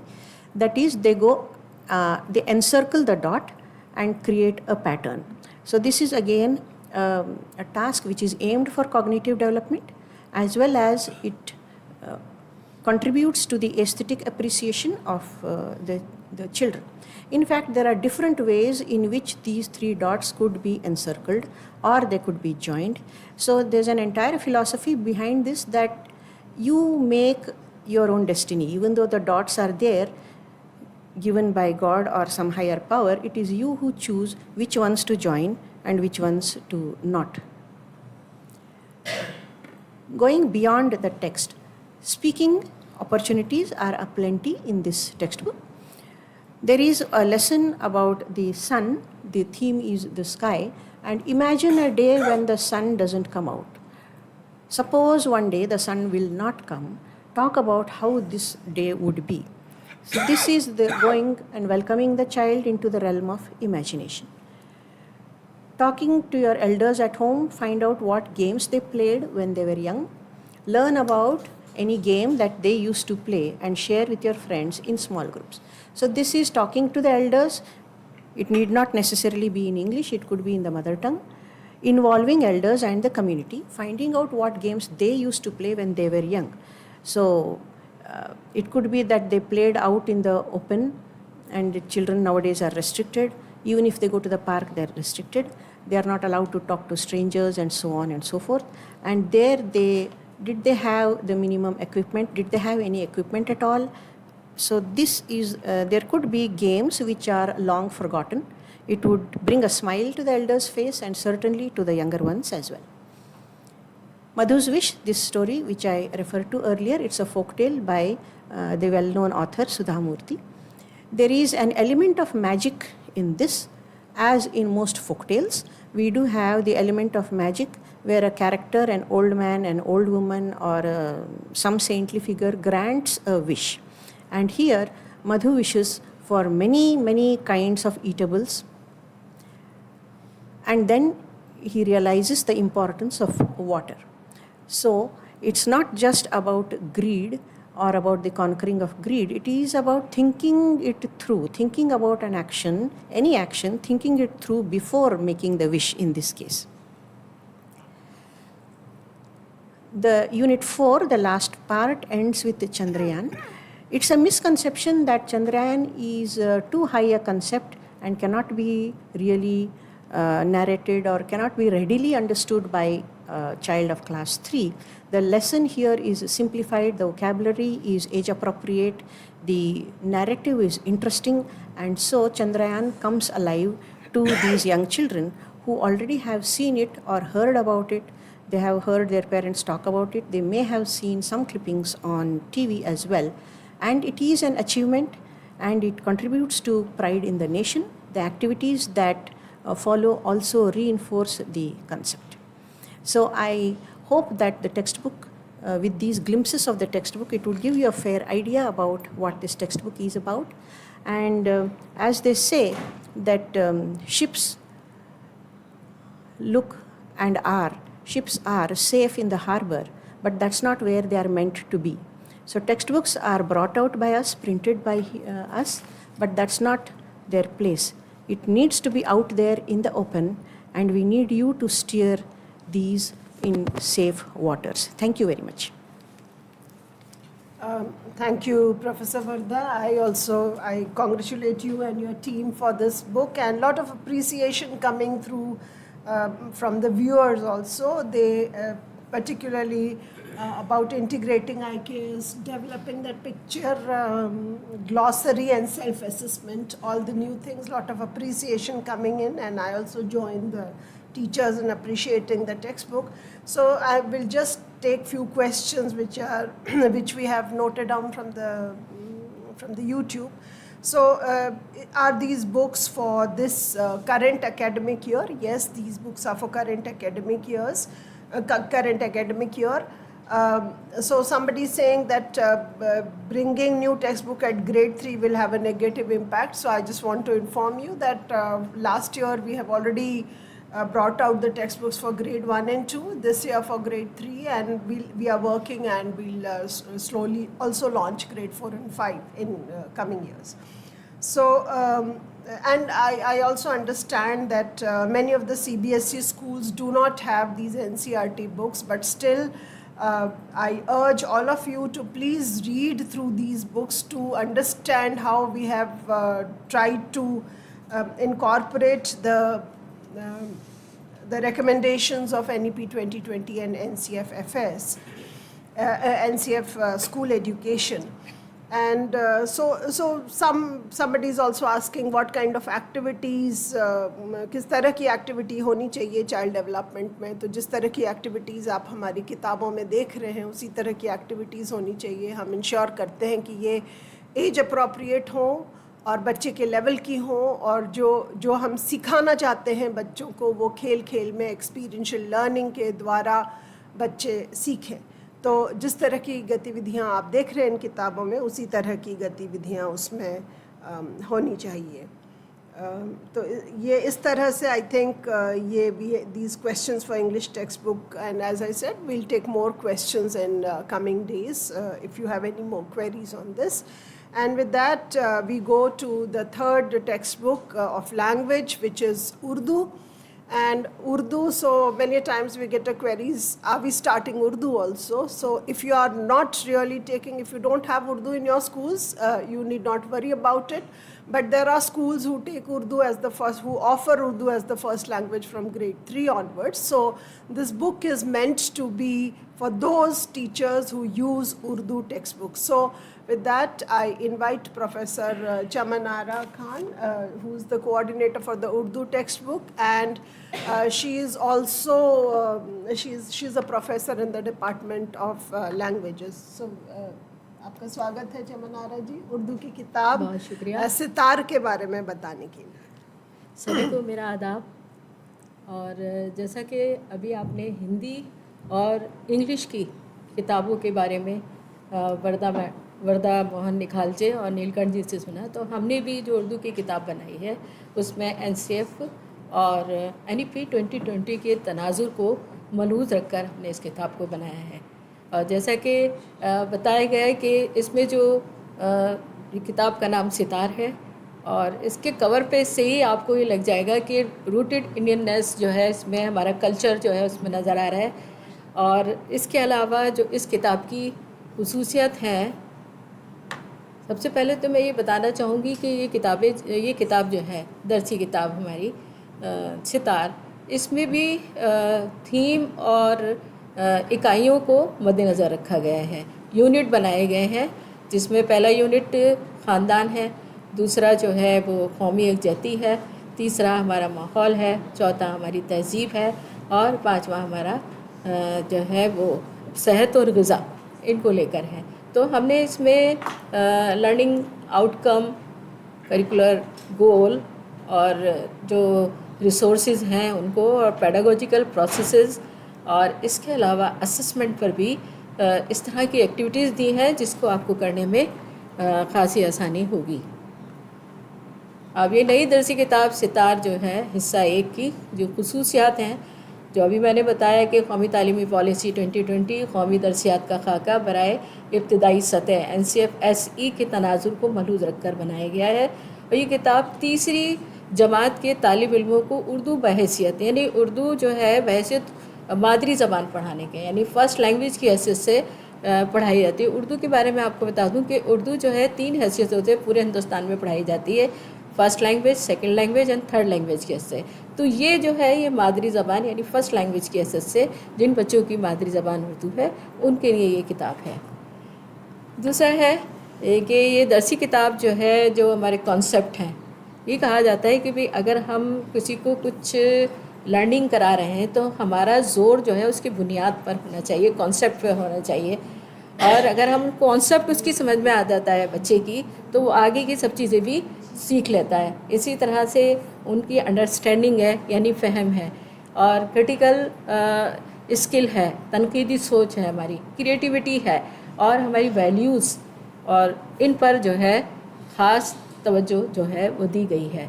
इसी तरह से कसीर लिसानियत जिसको मल्टीलिंग्विलिटी कहते हैं और inclusion को भी मद्देनज़र रखा गया है। ऐसे ही जेंडर को लिया गया है। ऐसे तहजीबी जो एक पेवस्तगी होती है, रूटेड इंडियननेस, इसको भी मद्देनज़र रखा गया है। किताब को 5 यूनिट में जैसा कि मैंने बताया था तकसीम किया गया है, वो हमने आपको बताई दी। अब इस किताब में जो अज़बाक हैं यानी लेसन हैं उनकी मजमूई तादाद है 15 और इनमें 5 नज़में हैं, कहानियाँ हैं और एक सफ़रनामा भी लिया गया है, ट्रैवलॉग, और इसके अलावा 4 मज़ामीन हैं जो कि मुख्तलिफ़ शख्सियात पर, सेहत पर, खेल कूद और कौमी यकजहती, हिंदुस्तानी इल्मी निज़ाम, इंडियन नॉलेज सिस्टम को उर्दू में हिंदुस्तानी इल्मी निज़ाम कहा जाता है, फ़ितरत और माहौलियात को भी, इस पर भी मबनी मवाद को या मतन को लिया गया है। तलबा की जो जहनी नशोनुमा के लिए दूसरे मज़ामीन हैं जैसे आर्ट है, साइंस है और सोशल साइंस वगैरह से भी एक बाहमी रब्त पैदा करने की कोशिश की गई है ताकि बच्चे आसपास के माहौल में जो चीज़ें हैं उनको बआसानी सीख सकें। इसके अलावा इसमें जैसे कि हिंदी की किताब में चुटकुले, लतीफ़े और पहेलियाँ भी इसमें दी गई हैं जो कि बच्चों को इंटरेस्ट और दिलचस्पी पैदा करने के लिए। अज़बाक के इंतखाब जो किया गया था उसमें इस बात का भी ख्याल रखा गया था कि इससे तफ़हीमी और तख्लीक़ी सलाहियतें यानी क्रिएटिविटी की सलाहियत भी और तफ़हीमी जो अंडरस्टैंडिंग की सलाहियत भी उसमें भी इजाफ़ा हो, और इसमें भी कहानियों के ज़रिए और इसके ज़रिए लर्निंग आउटकम बेस्ड जो है हमारी जो स्किल्स हैं उनको मद्देनज़र रखते हुए अज़बाक का इंतखाब किया गया है। इसमें ये कहानियाँ हैं, इन कहानियों में मॉरल वैल्यूज़, जैसे पहली कहानी है तो इसमें भी आम की गुठली, इसमें भी कई वैल्यूज़ जो हैं वो दी गई हैं जो कि ख़ानदान में एक आपसी मोहब्बत और अखलाकी और मॉरल वैल्यूज़ को, और इसके अलावा इसमें हेल्थ एंड हाइजीन को भी जो है मद्देनज़र रखा गया है। ऐसे ही इधर ये देखिए पढ़िए और समझिए के तहत इसमें हमने जो मुश्किल लफ्ज़ हैं उनको जो हेडिंग दी है यानी पढ़ना है और समझना है तो उसको लिया है। इसके बाद नीचे जो दिया है सोचिए और बताइए, यानी इसको सोचना है और बताना है, यानी ज़बानी इजहार पर भी है, सुनना, बोलना, पढ़ना, लिखना, इन सबको मद्देनज़र रखते हुए चीज़ों को लिया है, लेकिन समझ के साथ सुनना, पढ़ना, लिखना। तो ये सोचिए और बताइए के तहत जो सवालात हैं वो दिए गए हैं। ऐसे ही ये देखिए कुछ एक्टिविटीज़ हैं जो कि इसमें कुछ करने के लिए भी दिया गया है। कहीं इनको कुछ बयानात दिए गए हैं, कुछ जुमले दिए गए हैं जिसमें उस बच्चे को पढ़कर समझकर सही और गलत जो है वो बताना है। ऐसे ही नीचे की जो एक्सरसाइज है उसमें ये दिया गया है कि कोई 2 लफ्ज़ दे दिए गए हैं और उन 2 लफ्ज़ों को फ़हम करके यानी समझ कर वो जो है इस खाली जगह में भरेगा। इसी तरह से ये देखिए इसमें फल हैं, इन फलों को जो है एक मिसाल दे दी गई है, हर्फ जोड़े गए हैं। जैसे इसमें है आम, तो आम में कौन कौन से हर्फ आएंगे तो एक मिसाल दे दी गई है, उस मिसाल के तहत बच्चे जो हैं और जितनी भी हमारे फल हैं या फूल हैं उनकी शिनाख्त कर सकेंगे। इसी तरह ये नज़में हैं, कौमी यकजहती पे नज़में है, भारत प्यारा। इसमें भी अब देखिए कोई भी नज़म जब बच्चों को पढ़ाई जाती है तो पहले तो तस्वीर जो है वो उसको जो है अपनी तरफ अपनी जानिब खींचती हैं। इसमें देखिए सारा जो है वो किस तरह की तस्वीर बनाई गई हैं। पहले तो बच्चों को जो है तस्वीर पे नज़र पड़ती है, उससे भी पढ़ने और समझने की कोशिश करते हैं, और उसके बाद जब नज़्म को पढ़ाया जाता है तो उसको जो है वो ये नहीं कि सिर्फ एक नज़म ही पढ़ा दी हमने ये प्यारा भारत, इसके अलावा भी इस मौजू से रिलेटेड बहुत सारी नज़में आपको मिल जाएंगी। तो टीचर का यहाँ पर ये रोल है कि बच्चों को जो है वो ये कहा जाए कि भाई इसके अलावा भी और नज़में हैं जो आप लाइब्रेरी से तलाश करके उनको पढ़ सकते हैं या उसको आप लेकर आएँ। तो इसमें पढ़ना और लिखना वो भी दिया गया है, तो पढ़ने के लिए भी कुछ चीज़ें दी गई हैं। ऐसे ही देख लीजिए इसमें ये पहेली है जो नीचे दी गई है, ऐसे ही और भी जो एक्सरसाइजेज हैं उन सब में इन्हीं सब बातों को ध्यान में रखा गया है कि तलबा जो हैं, जो हमारे तालिब इल्म हैं, इन चीज़ों को समझें और समझने के बाद उसको खुद करके देखें। कुछ उसमें क्रिएटिविटी पर भी हमने लिया है, जैसे यही है, इसमें खाली जगह छोड़ी गई है और इसमें बच्चों से ये कहा है कि आप जो कुछ भी मतलब एक और कहानी है इसके अंदर। कहानी क्या, ये देखिए कश्मीर है। कश्मीर का एक सफ़रनामा साले आबिद हुसैन का लिखा हुआ है, जिसमें कश्मीर के सारे जो जहाँ जहाँ वो गई उन सब का जिक्र है। इसके अलावा हमने एक पैराग्राफ और दिया कि कश्मीर का कल्चर क्या है, उसमें किस तरह के खाने, रस्म व रिवाज, रहन सहन कैसा है, उन सब को लिया गया है। तो आप अपनी क्लास में जब कश्मीर पर पढ़ाएंगे, मैं पेडागोजी की बात कर रही हूँ, तरीक़ेकार ख़ासी अहमियत रखता है किसी भी कहानी को, नज़्म को, सफ़रनामे को या किसी भी मज़मून को पढ़ाने के लिए। तो मेरी जो असातिज़ा हैं उनसे यही गुजारिश है कि आप लोग ICT का इस्तेमाल करके भी कोई फ़िल्म या कोई ऑडियो जो कि आप यूट्यूब पर या कहीं से भी लेकर उन तलबा को क्लास में दिखा सकते हैं, ताकि कश्मीर के कल्चर के बारे में और कश्मीर के बारे में और जानकारी हासिल कर सकें। ऐसे ही इसमें ये एक्सरसाइजेज़ दी गई हैं, इसमें भी इन सब बातों का ध्यान रखा गया है। अब ये नज़्म है बरसात पर, तो इसमें भी बरसात के मौसम के पर पूरी नज़्म है और इस्माइल बेनेटी की नज़्म है जो कि बहुत मशहूर नज़्म है।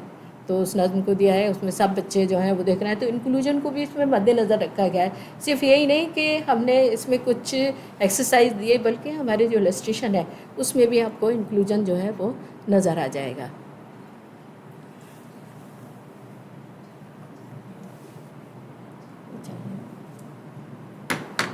ऐसे कुछ कहानियाँ, लोक कहानियाँ भी हैं इसमें, और खेलों पर भी है। जैसे अब ये लोक कहानियाँ ये भलाई के नाम से है, जिसमें ईमानदारी पर सारा दिया गया है। ऐसे ही अगली कहानी, अगला जो है वो हमारा मजमून है फुटबॉल पर, खेलों पर। तो खेलों में, खेलों को कहा जाता है कि भाई खेल को खेल के जज्बे से ही खेलना चाहिए। तो फुटबॉल मैच को किस तरह से लड़के लड़कियाँ जो हैं खेल रहे हैं, इसमें दोनों की तस्वीर हमने दी हैं, ये रहा। और कौन सा खेल आपको पसंद है और क्यों पसंद है उसके बारे में भी लिखने के लिए दिया गया है, ताकि बच्चे अपने ख़यालात का इजहार जो है इसमें कर सकें। फिर कुछ जो है ये ईद पर है, तो ईद एक त्यौहार है, तो इस त्यौहार पर जो है क्या क्या होता है और कैसे लोग जो हैं वो तो तस्वीरों के ज़रिए ही ज़ाहिर हो रहा है। और ऐसे ही ये देखिए, अब जैसे बच्चों को ईद पर ईदी मिलती है, तो हमने एक सवाल इसमें ये भी दिया लिखने के लिए कि आपको जो ईदी मिलती है उसमें आप क्या क्या करते हैं। उसमें हमने ये नहीं कहा कि आप क्या ख़रीदते हैं, बल्कि क्या क्या करते हैं। तो बच्चों के जहन में जो भी होगा वो उसको लिखेंगे, तो इस तरह से उनकी क्रिएटिविटी जो है कि वो किस तरह से लिखेंगे। नेक्स्ट, अब ये जो है कल्पना चावला पर एक उसको कहानी को डेवलप किया गया था, सितारों से आगे। तो इसमें भी कल्पना चावला के उस तवज्जुह से एक बच्ची है हिना, वो भी कहती है कि मैं भी स्पेस में जाऊंगी, वैसे ही कल्पना चावला की तरह से मैं भी दुनिया में, स्पेस की दुनिया में या खला की दुनिया में एक नाम पैदा करूंगी। तो इसी तरह और भी हैं ये सब एक्सरसाइजेज वगैरह। और असेसमेंट की बात मैं ये करना चाहूँगी आप लोगों से कि जब आप पढ़ा रहे हैं तो दौरान तदरीस यानी पढ़ाने के दौरान ही आप असेसमेंट करिए, जो कि इनकी स्किल्स हैं, सुनना है, बोलना है, पढ़ना है, लिखना है। उसके तहत कुछ ऐसी एक्टिविटीज़ क्लास में करवाइए जो इसमें सब बच्चों की शमूलियत हो, सारे बच्चे उसमें शामिल हों। और एक चीज़ और है कि हर बच्चे पर फ़र्दन हमको ये देखना है कि कौन बच्चा लिखने में कमज़ोर है, कौन पढ़ने में कमज़ोर है, और उसी के लिहाज से अदर एक्टिविटीज़ जो है हमको करानी चाहिए। तो असेसमेंट जो है वो ख़ासी अहमियत रखता है। नेक्स्ट, अब ये है म्यूज़ियम की सैर, जिसमें APJ अब्दुल कलाम के बारे में बताया गया है कि स्कूल टीचर उनको म्यूज़ियम की सैर के लिए ले जाती है, जो कि APJ अब्दुल कलाम पर है। तो वहाँ जाकर बच्चों को, वो बच्चे सवालात करते हैं और टीचर उनके बारे में, अब APJ अब्दुल कलाम के बारे में बताती है। तो ये एक पर्सनालिटी है, इसको इस तरह से दिया गया है। ऐसे इसमें चुटकुले और पहेलियाँ दी गई हैं। और सबसे अहम बात देखिए, इसमें कुछ असातिज़ा के लिए, टीचर्स के लिए कुछ निर्देश दिए गए हैं। वो निर्देश तो सजेस्टेड हैं, आप तो वैसे ही जो है सब बीएड करे हुए हैं, इतने सालों से पढ़ा रहे हैं, लेकिन क्योंकि किताब नई अप्रोच से बनी है तो इसलिए इसमें हमने कुछ निर्देश जो हैं वो दे दिए हैं, तो उनको भी पढ़ लें और किताब के बारे में ज़रूर पढ़ें जो शुरू में दिया गया है कि इस किताब में हमने क्या क्या चीज़ों को मलूज़ रखा है और कैसे इस किताब को बनाया है। नेक्स्ट, इसके अलावा कुछ चीज़ें हमने जो है सिर्फ पढ़ने की नीति है, सिर्फ यही नहीं कि वो किताब तक ही महदूद रहें बच्चे, सिर्फ किताब ही को पढ़ लें, रटने पे जोर नहीं देना है या एग्ज़ाम में इम्तहान का कुछ याद करके और आगे क्लास में जाएं, बल्कि कुछ चीज़ें ऐसी भी दी हैं जो कि बच्चे पढ़ें। जिसमें एक कहानी है ये फूल कुमारी और 2 नज़में हैं, ये कहानी फूल कुमारी है। इसी तरह से एक हमारी एक तस्वीरी कहानी भी है जिसमें उन बच्चों के लिए जो कि सुन और बोल नहीं सकते, वो लोग इस तस्वीरी कहानी के नज़रिए देखेंगे। तो मैं यही उम्मीद करती हूँ कि जब भी आप इस किताब को, ये किताब हमारी अपलोड हो गई है वेबसाइट पर NCERT की, तो वहाँ से भी ले सकते हैं और कुछ दिन में ये किताब आपके रूबरू होगी और किताब छप के आने वाली है। तो जब किताब को आप इस किताब का इस्तेमाल करेंगे या इस किताब को पढ़ाएंगे तो किताब के बारे में मेरी ये आपसे गुजारिश है कि उसको ज़रूर पढ़ लीजिए। जब उसको पढ़ेंगे तो सारी चीज़ें आपके जहन में वाज़ेह हो जाएंगी। तो मैं उम्मीद करती हूँ कि ये किताब सितार हिस्सा 1 आपको पसंद आएगी और आपके जो भी मशवरे हों और जो भी सलाह हो वो आप हमें लिख कर भेज सकते हैं। बहुत बहुत शुक्रिया। शुक्रिया जमनारा जी, आपको और आपकी टीम को भी बहुत बधाई। और जनरली एक अप्रिसिएशन है कि आप लोगों का सेशन बहुत अच्छा है टीचर्स की तरफ से। और मैं आपको एक बार फिर से बताना चाहूँगी कि ये all of these books are uploaded in the NCERT website and can I request our technical person to please share the link. So here this is where you have to go, NCERT textbook PDF, then select the class that you want the textbooks, and as I told you that we already have textbooks for grade 1, 2 and 3 uploaded. So if it is Urdu, yes, so select the book title. We have been telling you it is Sitar, and then you can download the books like this. So similarly for English, Hindi, mathematics and Urdu you can download. We'll very shortly will be uploading the world around us that we are calling EVS now, and we'll be shortly uploading those books. So you can access these books. You can see the soft copy here, chapter by chapter you can download, and you can also read through these textbooks. Similarly for English textbook, which is Santur,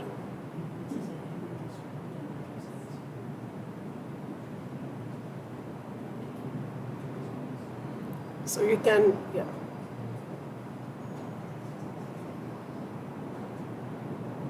So thank you so much, and with that we move to the next textbook, which is again what we were calling as EVS is now called The World Around Us. And with me is Dr. Romila Soni, who is Dr. Romila Bhatnagar, who is the coordinator of this textbook, and she's an associate professor in the Department of Elementary Education, and welcome Dr. Romila, and invite you to present the book on the world around us. Sure. Thank you so much, Suniti ji. अभी तक आपने अंग्रेज़ी, हिंदी और उर्दू की पुस्तकों के बारे में जाना। तो ऑल्दो सुनीति जी आपको बता चुकी कि अब आप जानेंगे द वर्ल्ड अराउंड अस के बारे में। तो आपको क्या लगता है ये किताब या पुस्तक क्या नवीनता लेकर आएगी? इस पुस्तक में क्या होगा? अगर आप स्वयं इसको सोचना शुरू करें तो आप पाएंगे कि आपने भी साइंटिफिक टेम्पर का इस्तेमाल करना शुरू कर दिया। तो क्या ये बात हम शिक्षकों के साथ नहीं शुरू होती कि अगर हम भी ये सोचें? So start thinking about what this book, The World Around Us, has for all of us. What is the treasure hidden in this? Yes, of course, you can see this. Now, as Suniti ji said that now we are calling it The World Around Us. You must be thinking that before you put a question on that, why it is the world around us. Yes, start thinking. It is more broader. It is based on NEP 2020 vision. As you can see on the screen, National Education Policy 2020. And yes, you have read about National Curriculum Framework for School Education 2023 that emphasize the importance of integrating a holistic and multidisciplinary, interdisciplinary approach to learning about the world around us. So the child starts thinking about natural, physical, and social world which is just around her. Means the world begins just around her. So why not talk about the world around us? And the child feels that connection when we give such kind of a title, knowing the world, exploring the world around us. So both these documents, which everybody knows about it, NEP 2020 and NCF SE, that both the documents advocate experimental learning. Of course, you must be doing it earlier also. But now, these documents focuses more on allowing the child to explore, to investigate, to discover, and to experiment on their own, of course with the teacher's supervision. And not just as ornamental things. We need to bring those things in the classrooms where the child feels that joy, that yes, I can do it, I am doing it, and bring that thrill of doing on their own. And this is very important for the preparatory stage curriculum, because when we give the child that freedom within the set limits, the children starts owning that, the children start enjoying what they are reading, and they do want to come to the school because every day they find something new happening in the classroom where the teacher gives the freedom to the child to explore, to know the world around them. So that connections need to be made by the teacher, by all the adults who are concerned with the children. So what is the nature of the curricular area, which we say the world around us? And meanwhile, you must be wondering, we are talking about the world around us, we are talking about the nature of the curricular area. What could be or what should be the title of this beautiful, interesting new textbook, which we are calling Textbook cum Activity Book? So the moment you call it textbook cum activity book, children feel that thrill, this yes, I'm going to do something in this book. So start thinking that is an estimation skill and a guessing skill on your part.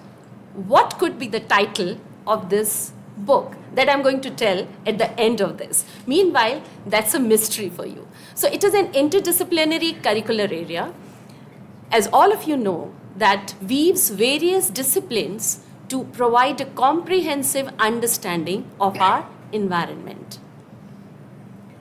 As I said earlier also, it includes physical, natural, social, and yes, we have added Indian cultural rootedness, so that the child connects with it and every child feels that yes, this is my book. This book is talking about like what the things around himself or herself the child finds. So the nature, when we call the approach of this curricular area, involves connecting concepts from different subjects, as the interdisciplinary term itself talks about: science, geography, history, and even art, to explore the topics related to the world around us. So we can see that the child finds all these things in one interesting textbook cum activity book, and the child gets prepared for the formal learning in the higher classes. So this, in short, prepares the child for the later learning. So what are the key aspects of TWAU book, The World Around Us? That's what we call it, TWAU. It enables the child to discover, explore the world around them. We keep on talking about exploring the things around the child. So the child finds that integration of science, social science, and environmental education, which we call a broader view of TWAU, rooted in the local context of the child. So we began from the local context of the child. As I said, the child feels and that yes, this belongs to me, and the child can feel that bonding and connections with the book. And yes, it awakened the sense of wonder about living world. I'm going to give you some glimpses of the chapter, which you find that the sense of wonder is there in the chapters. What is this? How it happened? What will happen if this will happen? So it gives the child a feeling of a wonder. Have you ever wondered about what would happen if this would happen? Such kind of a thing. So the child has a curiosity, and we as teachers need to nurture that curiosity through these activities. Another key aspect of this book is understand the interdependence within the natural world of which humans are part. And this indirectly helps the children to know and to develop a kind of sensitivity towards the living things around the child. So indirectly, the values, the dispositions are a part of all these chapters. And yes, as all of you know, like child is the center of learning. So it is not a kind of a prescriptive chapters. It is where the child feels that yes, I am doing this. And everything, whatever is written, is around the child. That is the beauty of the book. So let's see the structure of the TWAU textbook come activity book. As you can see on the slide, there are total 4 units. Unit 1, Unit 3, Unit 2, Unit 3 and Unit 4. So every unit has 3 chapters, as you can see on the slide. Unit 1 is Family and Friends, where very beautifully we try to bring many concepts and skills, what Anurag ji was also talking in the morning, like 21st century skills, staying together. I'm not talking about in details about each chapter because I just want to keep some kind of a mystery also for you when you will see this beautiful book uploaded on the NCERT website. Going to the Mela, celebrating festivals. So all these 3 chapters, as you can see, the unit itself talks about people. So it also talks about community helpers. It also talks about safety rules. It also talks about some plants and flowers and some Indian traditional festivals. And it also develops awareness among all the children to respect other children's culture and know about their festivals. Unit 2, life around us. So as you can see, getting to know about plants around us, getting to know about animals and how plants and animals are dependent on each other. And the 6th chapter talks about living in harmony, where plants, animals and humans, how they all are interdependent and dependent on each other. It is depicted through lots of activities and lots of discussion, exploration activity, where the children are doing investigation, experimentation under the supervision of caring adults. And then there is Unit 3, Gifts of Nature. And as well, you can understand that how we need to conserve that gift of nature.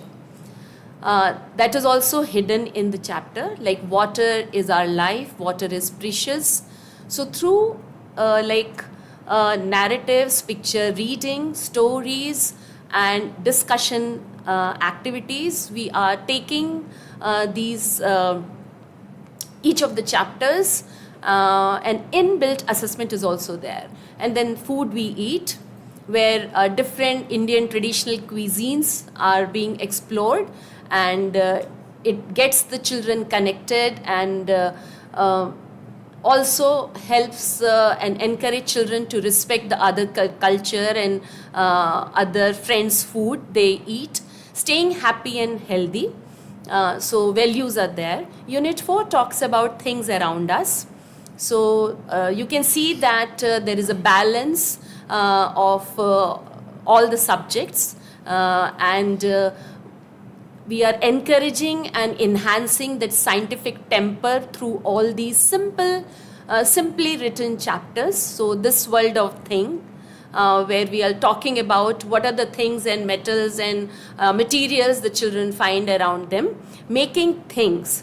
So other people talked about toy-based pedagogy. So how can we left behind? So we also talk about making things using creativity and all doable things by the children, taking charge of the waste.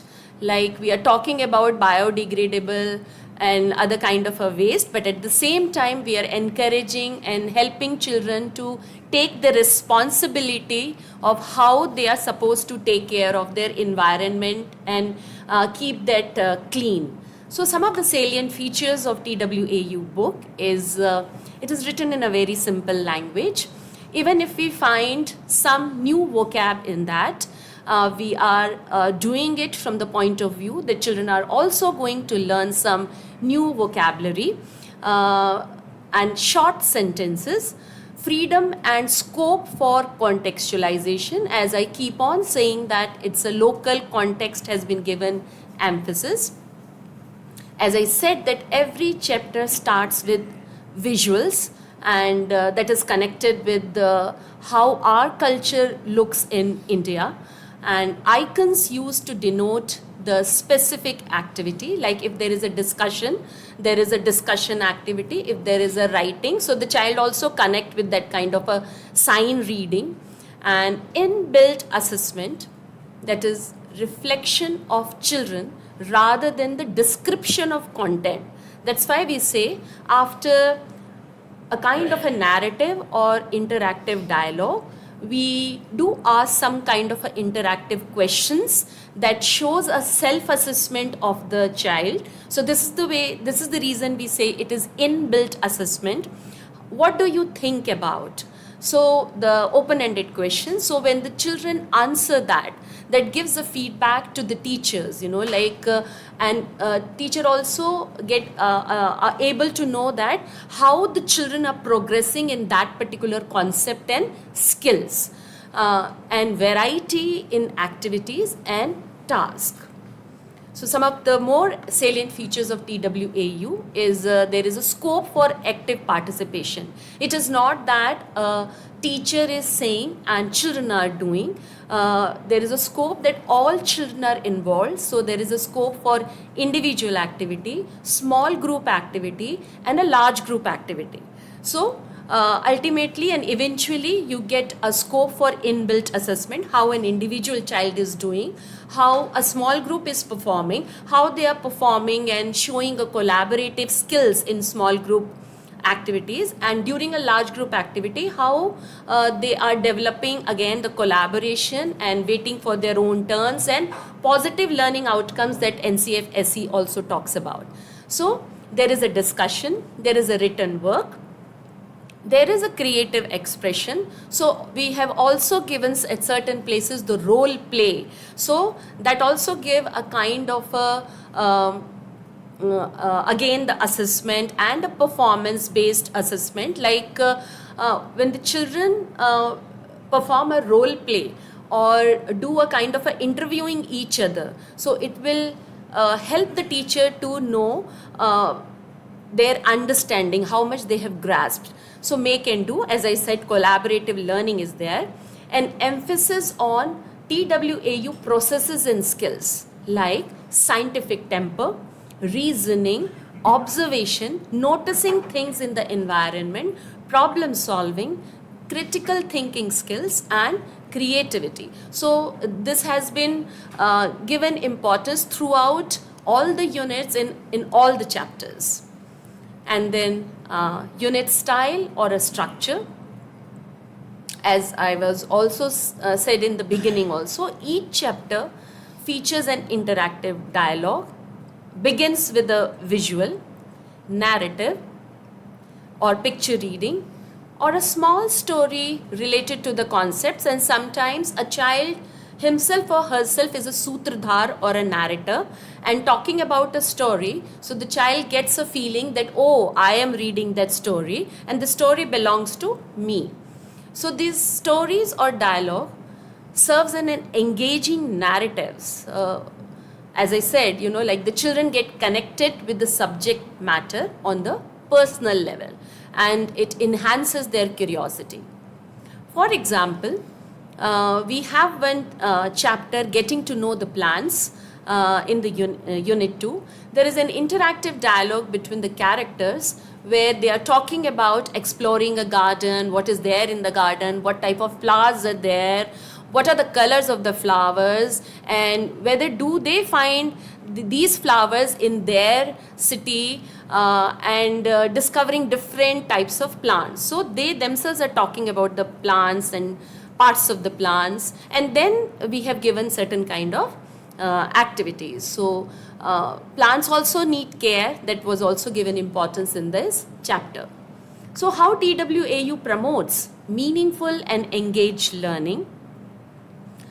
It allows children to think, whether we offer discussion questions, whether we offer open-ended thinking skill questions, or we incorporate their unique ideas and strengths to strengthen the chapter activity. So we tried in between open-ended questions also, we tried thinking activities and discussion activities in between the paras, and connect and place learning that is relevant to their child, to their daily lives. As we keep on saying these things again and again, the term TWAU itself talks about that we need to connect it with their daily real lives. So encourage children to make connections across other areas of learning. This I said in the beginning as well.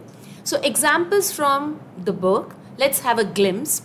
It focuses on discovery and exploration. You must be wondering that why we are focusing on these two words, discovery and exploration. So that is what TWAU is all about.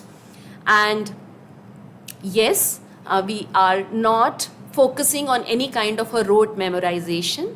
We are focusing, and all the chapters are based on like competency based, and we tried our best that it awakens some kind of a curiosity among children, that they found the living world around them. So let's see a glance of one of the activity in one of the chapter. This is how you can see discovery and exploration.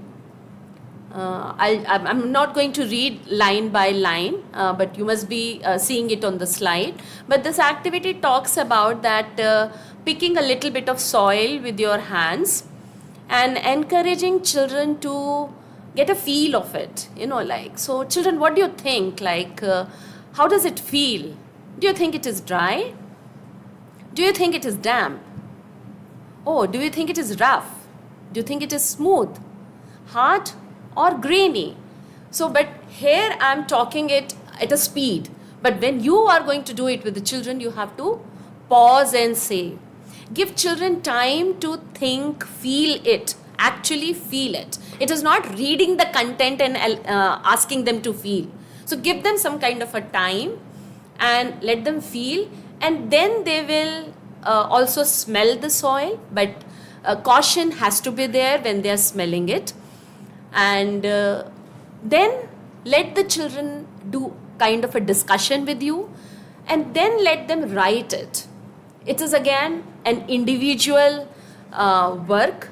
That itself is an individual activity as well as an inbuilt assessment.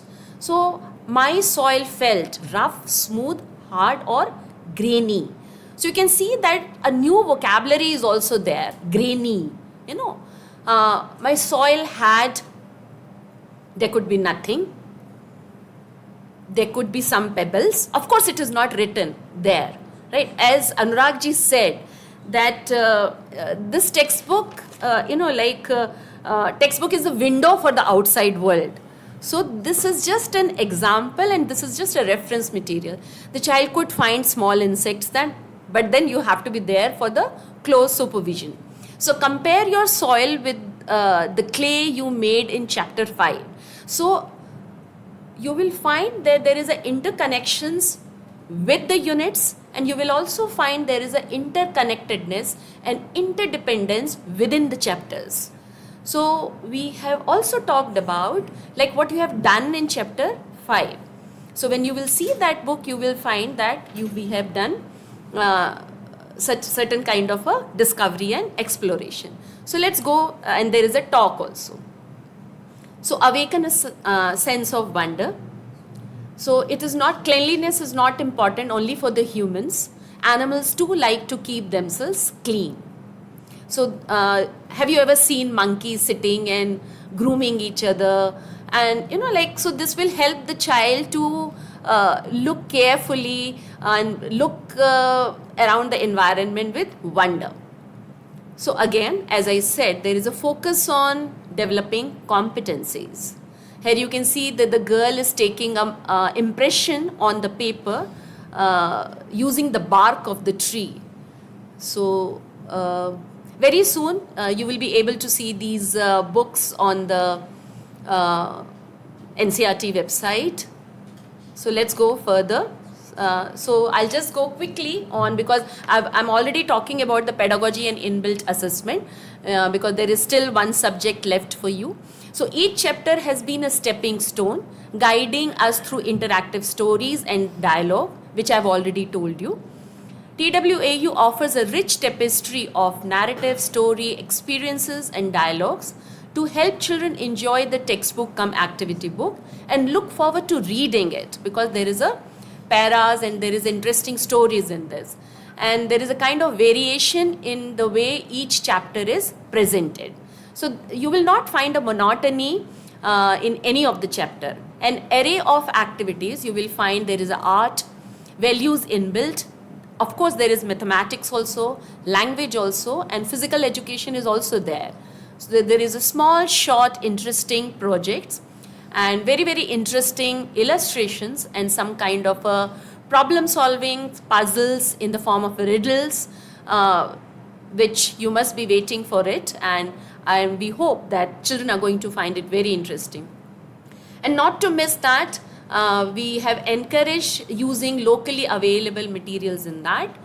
So in the end, we'll say that this book provide experiential learning through active participation, and it offers learning as a journey of discovery, and where children are going to uncover knowledge through their own observations and inquiries.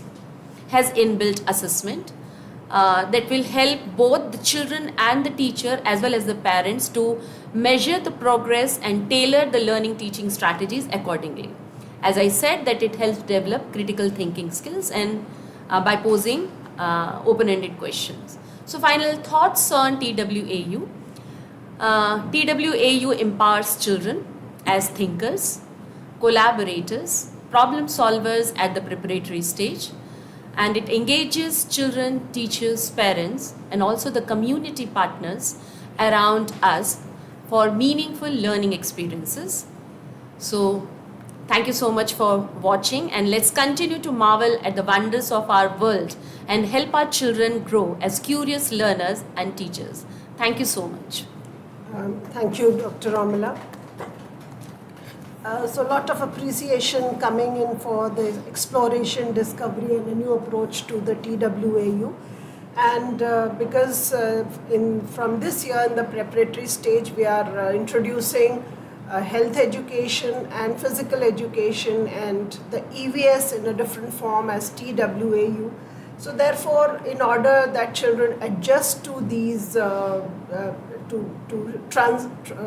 there is a smooth transition to these subjects. 2 weeks of foundational course has been offered by NCERT. So we'll be talking more about this 2 weeks foundation course in tomorrow's session. So there are 2-3 questions that I would like to take up. One is that is there a computer book for grade 3? So I want to tell you that NCERT brings out only books in English, Hindi, mathematics, and the world around us, and we prescribe only these 4 books in grade 3. So there is nothing like a computer book, and we don't develop that. Another question is that do we ensure transitions in the competencies from nursery to grade 12? Yes, we always do that.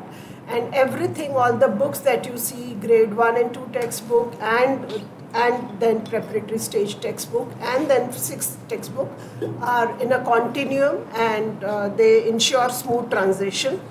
So, and another महक कपूर जी का बार ये सवाल आ रहा है कि यह बुढ़िया किस पद पर आसीन है, और हमने किसी बुढ़िया की पर्टिकुलरली बात नहीं की है, तो मैं अज्यूम करती हूँ कि ये शायद मेरे लिए होगा।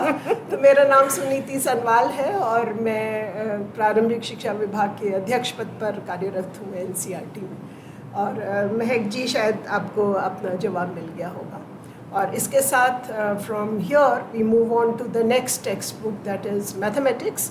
And so mathematics is again a very new approach, and I invite Professor Anup Kumar Rajput, who is of course the coordinator for mathematics textbook and also head publications in NCERT. So welcome Professor Rajput, and Peter Stevens.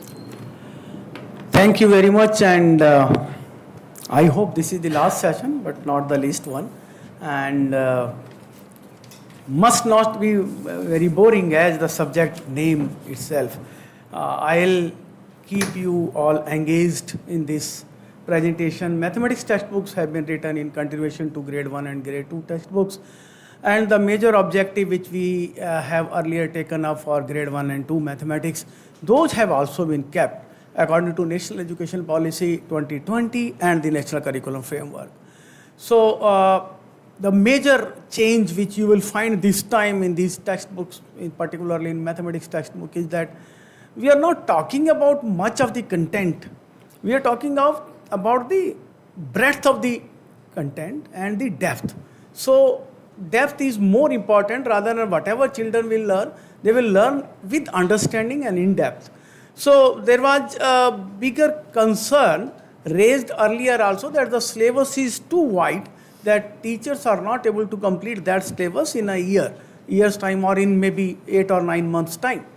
So keeping that in view, this time the content has been lowered, much lower content has been given for grade 3, with this understanding that lot of opportunities will be given to children to understand whatever has been written there. So I'll give you one idea about these all textbooks. So one, the structure of the book. So there are 14 chapters, but these all chapters are very small chapters, not more than 7 to 8 or 9 pages each, and probably you will not have to finish up the chapter normally, which happens in our classrooms. Teacher rush to finish the chapter, but because chapters are small, so let children enjoy whatever they are studying. This book, the chapters have been organized in 5 different themes: numbers and operations, then introduction to fractions, shapes and spatial thinking, then measurement, which includes length, weight, mass, capacity, time, and then introduction to data. Because these are the years when children have started understanding about data around them, and they use a lot of such data. So how this data is to be organized and how children should use that in their daily life, though there's initiation has been done in this textbook. The bigger themes like number and operations have been divided into small chapters, large number of chapters, and small coherent ideas have been included there. The key aspects of this textbook is that several activities and tasks throughout a chapter for learning, for learners. So keeping in view that children should be engaged when they are learning, so they should be engaged, they should not feel that something unknown is being taught to me. So everything is from known to their daily environment so that they can relate it with their daily life and they can understand that this is my own life. So mathematics is not something which is foreign to them. This is somewhere going to help them in their daily life. This whole idea of putting up the content and the concepts are around the child's experiences. The child may have some of the experiences already through class 1 and class 2 and also maybe at home. So these all are combined together, and when we are talking of grade 3, the newer concepts, newer ideas have been, newer experiences have been introduced, keeping in view the earlier experiences of the child. So that children can make out meaning out of this, and they should have simple procedures, estimations, etc. Then there may be, the beauty of mathematics is that mathematics is having multiple approaches. One solution can be achieved through different ways. One of the examples which I like to give you is that if a child is being taught about addition of 2-digit numbers, or rather 3-digit numbers, then addition can be done in different ways. There may be n number of different ways which children should certainly appreciate.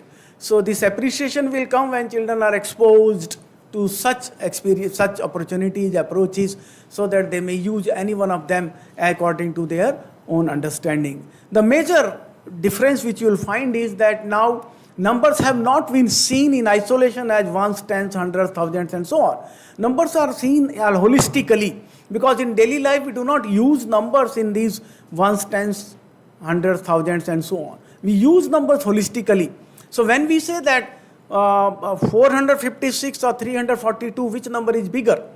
So child sees, we should not talk about more about the mechanical rules of looking into hundreds, then looking into tens, then looking into one. They should have an idea of what do we mean by 456, how much is this number, and then 342, how much is this number? So that they may have an idea which number is bigger, which number is smaller, how much bigger, how much smaller, and so on. So throughout the book you will find that this earlier idea of putting in right directly from say ones, tens, 100, 1000 and talking everything right from addition, subtraction, comparison of numbers, multiplication, division, and their standard algorithms. So in place of that, now we are talking about those systematic manners in which children may develop their own understanding and their own ways of operating on numbers and understanding numbers.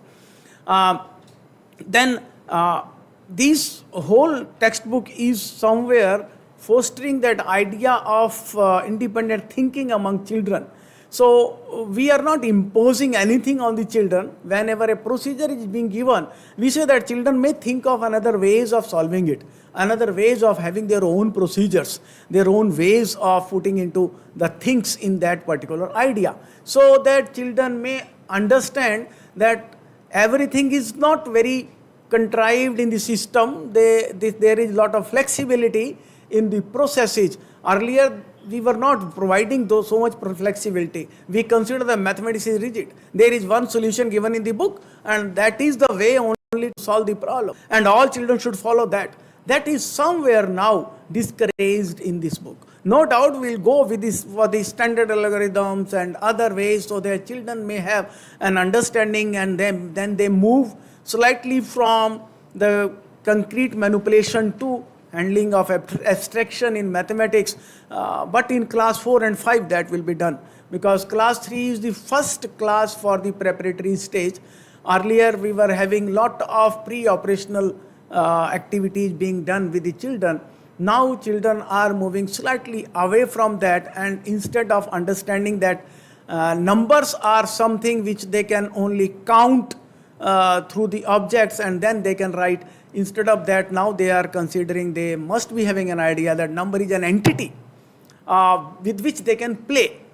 They can break the number. They can develop number sense, wherein 352 can be seen as 340 and 12, 350 and 2, 350 and 2. There may be n number of other ways. This is 200 and 150 and 2. So maybe n number of different ways in which children can see these numbers and then can handle these numbers. So that number sense is being taken up into a bigger way in this class. Then many interesting puzzles have been given in the book.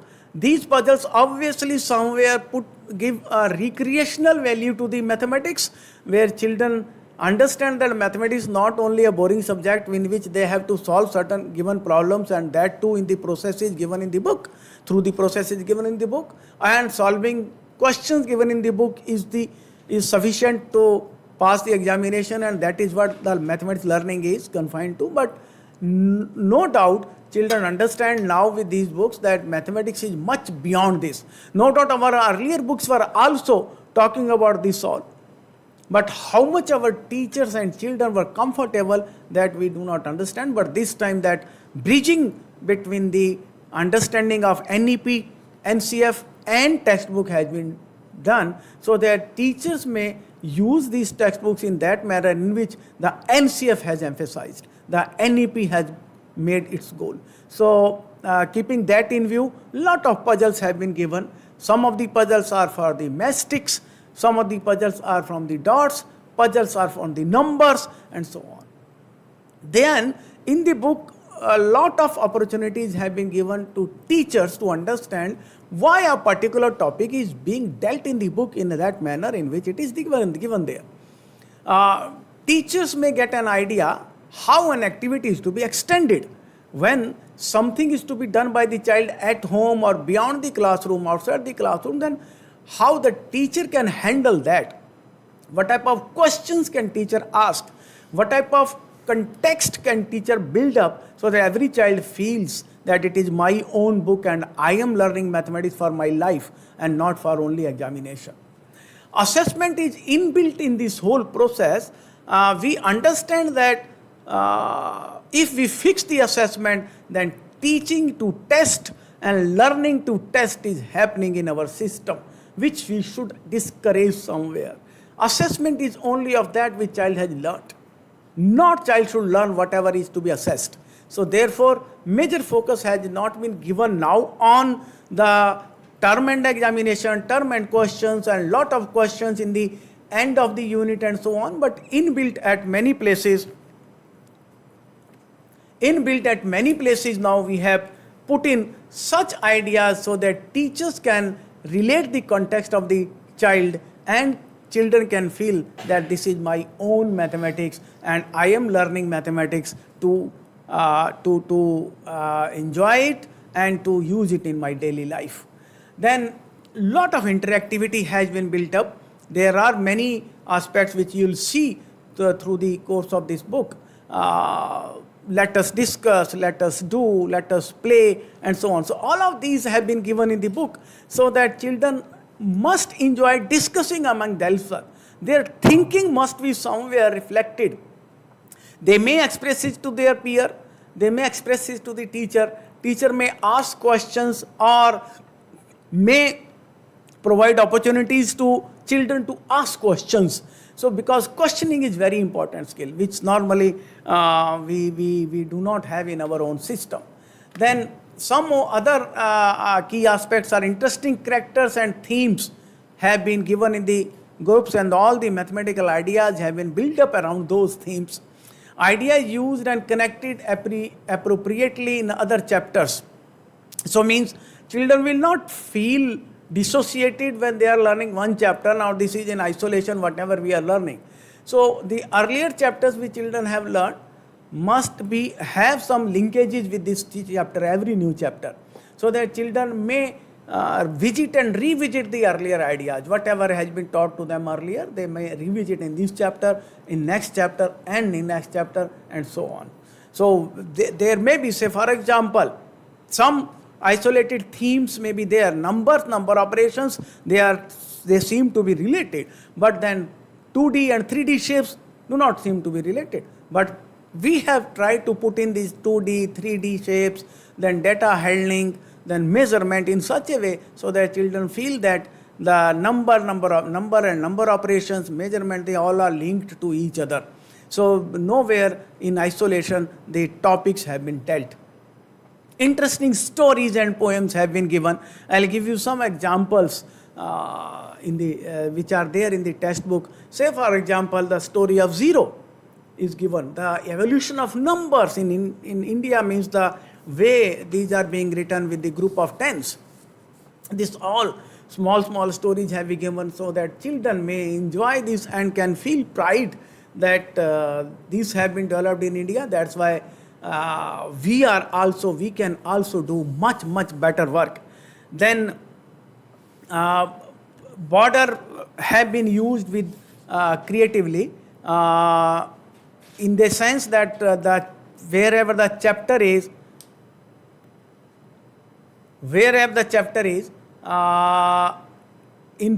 on a page, if some space is there around the border, it has been used. Say for example, used as a number line, used to write numbers, used for measurement, used to play games, and so on. So I'll give you some examples. So let's have now the idea about the chapters. This is the first chapter, which is named as What's in a Name. Chapters have been named in a very interesting way so that children may relate. No doubt, from the name itself, in some of the cases, you will not make out what type of content is being dealt in the chapter. But after reading first page, you will get the idea that why this chapter is named like this. Then this is a story of two children, Deba and Deep, and their primitive way of counting, they are holding by putting marks, bars on a wall, and then cutting those walls when the animals were coming back. When animals are going out, then they are putting some bars, and when they are coming back, these are cut down. So if all have been cut, then it means all animals are back. And if some are left, it means some animals are not back, and they have to go back to the jungle to bring them back. So this is an interesting story which has been given there, and this gives an idea of classification, wherein we classify objects. Then data handling is integrated with this, and a primitive way of counting. How do we do counting? Activities have been given in the book so that children may use this in their classroom also. So we somewhere are expecting children to use this to count how many number of children are there in the class. So either they can use one-to-one correspondence, wherein they can put in one pebble for each child, and ultimately when children, they can count pebbles, or when children are coming in the class, then they can once again count, and then once again put in pebbles, and then can say that whether number of children are, all the children are back or some children are not back, and so on. So this type of interesting stories are given there. We have given some activities for the children wherein they can count and classify the objects according to their characteristics, their properties. This is for data handling. Say for example, Mahesh Karthik is the name given there, and there are some letters in these two words, and how many letters are there? So how many same number of, say for example, Mahesh is named with 6 letters, M-A-H-E-S-H. So how many children are having their names with 6 letters? How many children are having their names with 5 letters, 4 letters, and so on, so that they can relate with their class. Then there are some interesting facts given in this chapter, wherein children are given the longest name of the place in India, the railway station. The smallest railway station name, IB, OD, OT, and so on. So there are many such interesting things given in the book also, and then extension of this activity is being given there so that children are asked to now write down the smallest name around them, means the name of the village, name of the place, name of the person around them, which can be spelled out in a smallest way.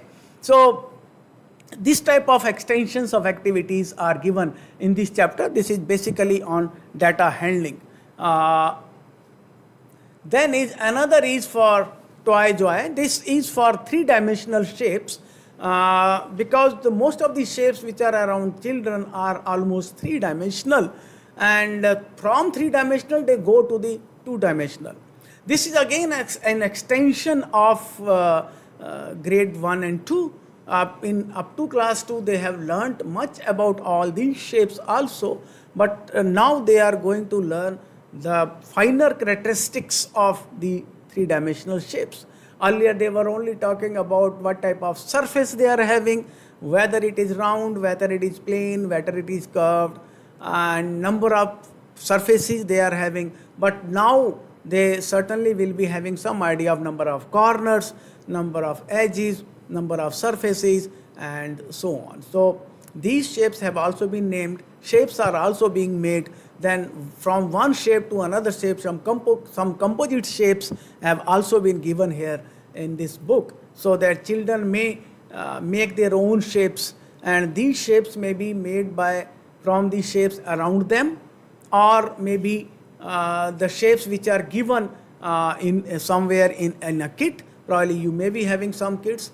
This is one of the game which is given on the border, wherein children have to play this with tossing a die, and then die will be having, when they are having 1 dot, it will move to a cube, 2 dots it will move to a cylinder, 3 dots will move to this and that, and so on. So now they can move, and there is a start and finish place, and children who reaches finish place earlier will be the winner, and they can go back also. So there are many such activities given. So this is a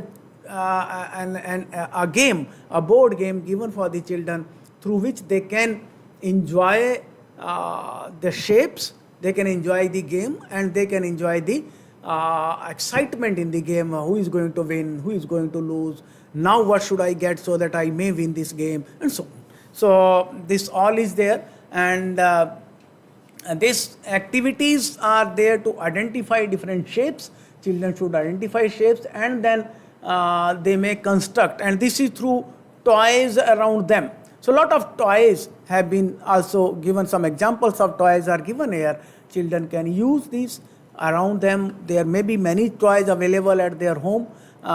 Some of them are like a box, some of them are like a cylinder. Many of them will be composite, where a cylinder is being placed on a box, or maybe a cone is being placed somewhere, and so on. So let children discuss about them, and children can have their own understanding about the shapes, and then they can move ahead with finer characteristics, as I mentioned, about the 3D shapes.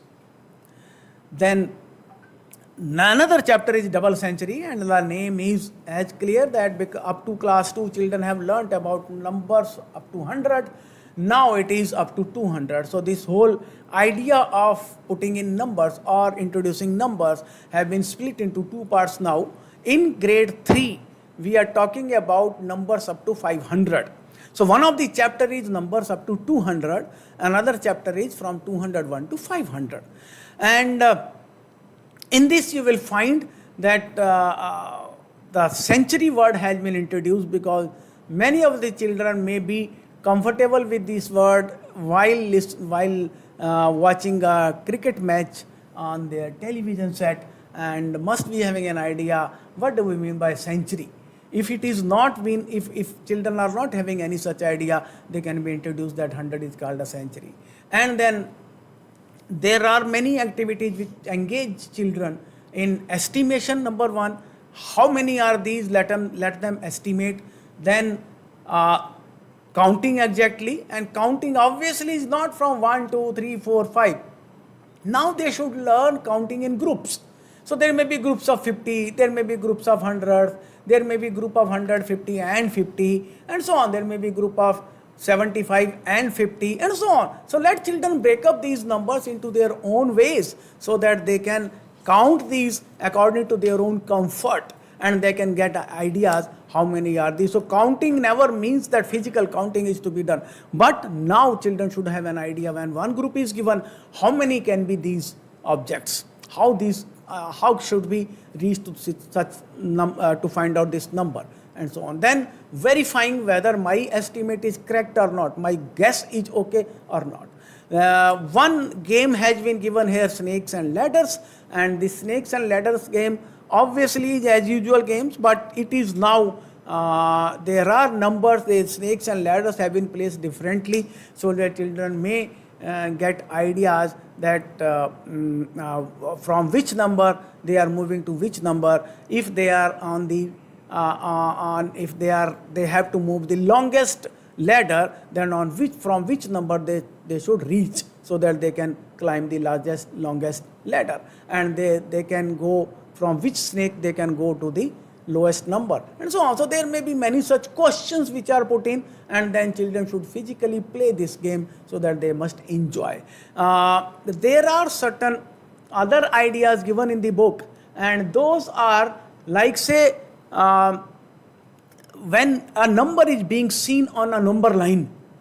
So a number line has been introduced here with this idea that children now have some fairly good idea from class 2 about putting numbers on a number line, but that was only up to 100 or up to 50. Now from up to 200, how number line can be extended, how they can count now in groups. In addition to number line, one Gilladi has been introduced. It was there in the class 2 also.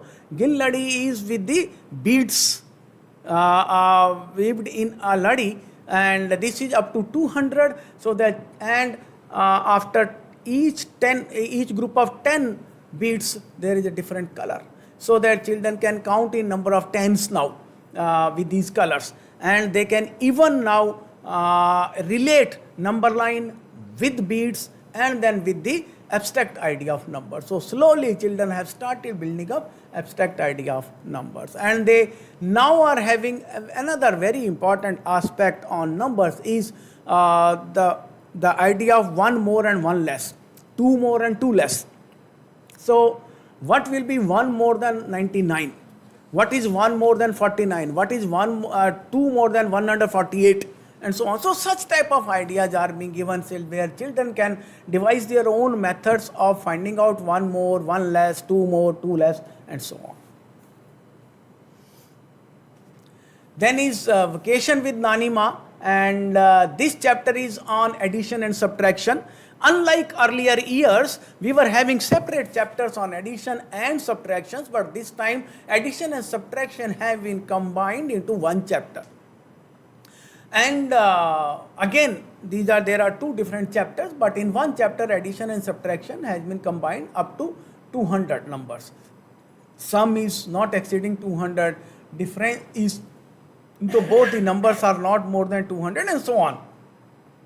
So these are given there, wherein children are given opportunities to devise their own ways of addition and subtraction. Say for example, if a child has to subtract 78 from 100, so they may now add something to 78 to get 100.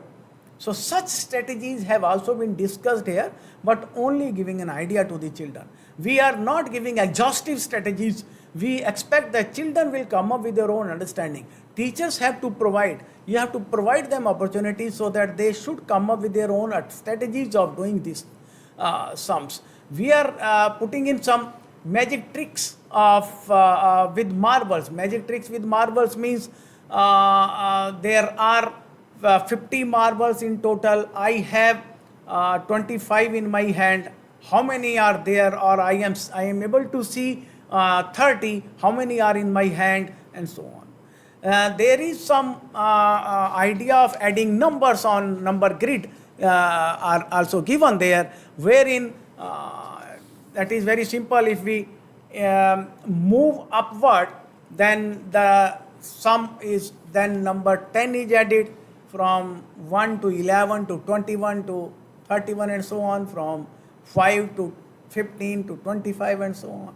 And when they are moving horizontally onward, they are means from left to right, they are adding 1, or when right to left, subtracting 1, coming down, subtracting 10, and so on. So there may be a number of different ways of doing these additions.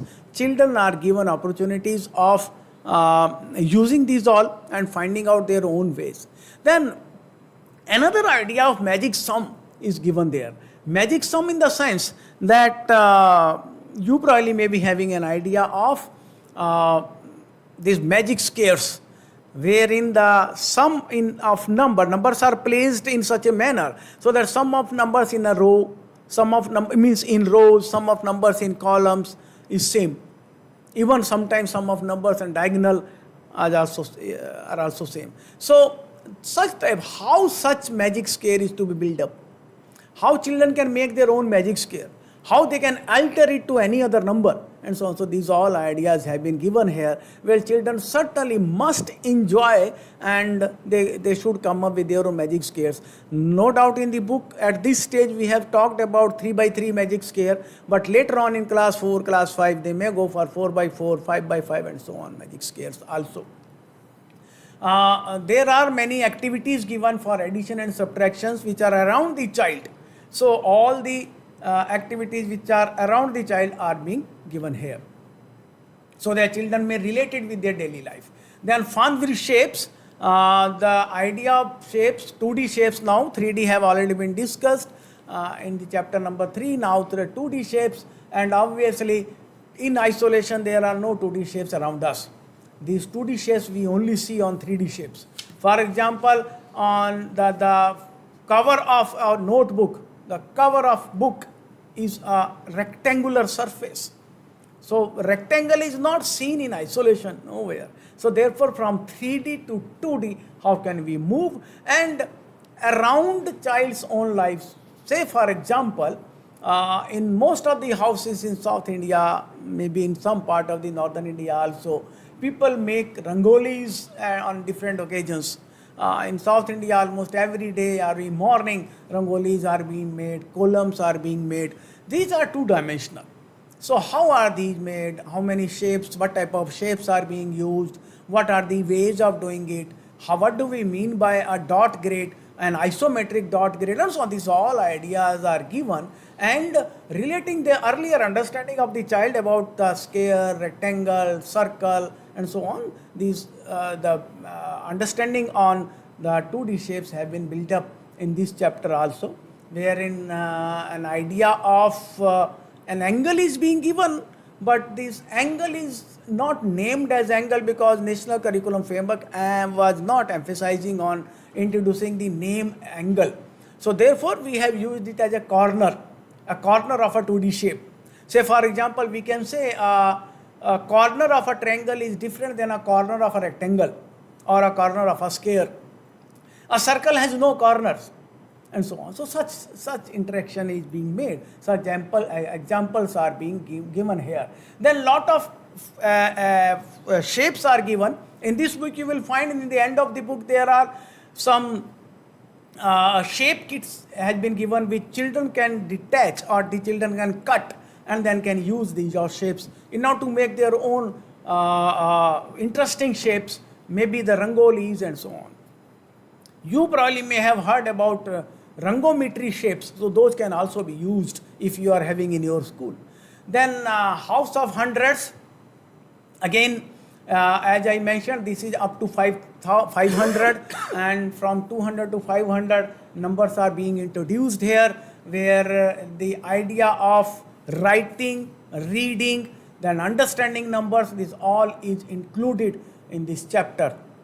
Then locating these on a number line, again extending number line up to 500 and then moving slowly and gradually towards the abstraction of numbers and getting an idea of how big 450 is, how big 500 is, and so on. So these all ideas have been included. Lot of interactive activities are being given there so that children may enjoy. And in all these chapters, idea about the assessing children through these all activities have also been given. In teacher's note, you will find that lot of questions are given there which teacher can ask, the tools which teacher can use while children are learning to assess them, and so on. So Raksha Bandhan is the chapter which is introduced, which is for the introduction of multiplication and division.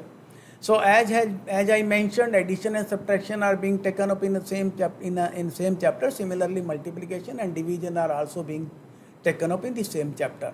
And in this chapter, you will find that lot of opportunities have been given to the children to count objects in groups. So there are 10 groups of 5 each. There are 7 groups of 8 each, and so on. So how many total elements are there? How many total objects are there? So such type of activities are being given, and opportunities are given to the children to develop their own multiplication tables. And this time the tables have been introduced, the times table. So you will find how these times table help children and in understanding and writing their own tables, and emphasis is given on development of tables and not on the cramming of multiplication tables. They should understand and they should remember lot of multiplication facts, but not by cramming the multiplication table or singing the multiplication tables. They should certainly use them again and again in different contexts, so that ultimately a time should come when children say, now I remember what do we mean by 9 sevens are, and so on. So such type of ideas are given here in this chapter. And the context is built up on our festivals, on our daily celebrations, and so on. So this is one of the Raksha Bandhan celebration wherein father's sister is coming to the house and with children, and they are celebrating what type of preparations they are making, how they are going to the sweet shops to buy sweets, how they are celebrate that they are decorating their house, and so on. So a lot of such things related with their daily life, real life situations. Fair share is on fractions. This chapter deals with fractions, and only the idea of half and quarter is being given here, and 1/3 is also. But these half and quarter once again limited to only few shapes, but in daily life context of the child. So say for example, how many halves will make one, how many quarters will make one. If 2 quarters are given, how many quarters are to be added to make it a whole. If 3 quarters are given, how can we make it a whole? So there are many such activities and exercises given for the children to do. Then is House of Hundreds 2. This is again focusing up to numbers up to 999, and this chapter is beginning with the very interesting story of the king asking his prime minister, how many crows we are having in our town, and the prime minister says that we are having these 975 crows, and then king asks, how can you say, if I count, then if I get the smaller number, then what will I do? Then the minister says that, okay sir, then in that case we can conclude that some has gone out to meet their relatives, and if they are more, then we can say some have come in the city to meet their relatives, and so on. So with this, counting has been introduced up to 999, and lot of such understanding is built up. Then fun at a class party, and this is on the concept of measuring length, and measurement of length, no doubt measurement of length through body part is introduced in earlier classes up to class 2. But the idea is again extended now to come to the understanding of 1 meter. How much is 1 meter and how it is built up. Then how can we measure things in meter? How can we find out whether things are more than a meter or lesser than a meter, and so on. So a lot of such activities are given in this book. Then filling and lifting is on measurement of capacity and weight, rather mass. So how much water I can drink, how much juice I can drink, how much in this glass, how can we measure this all, and similarly how heavy it is, how can I measure this one particular object? Is it heavier than the other object? If I cannot lift both the objects, how can I find which one is heavier, which one is lighter, and so on. So a lot of such activities are given. And again, the idea of 1 liter has been introduced only, not the milliliter. In earlier books, you may be finding in earlier syllabus that milliliter were introduced in class 3, but now only liter has been introduced, and similarly kilogram has been introduced in this class, and only a basic idea of liter and kilogram is being given. And give and take is on addition and subtraction once again, but extension of that addition and subtraction up to 3-digit numbers.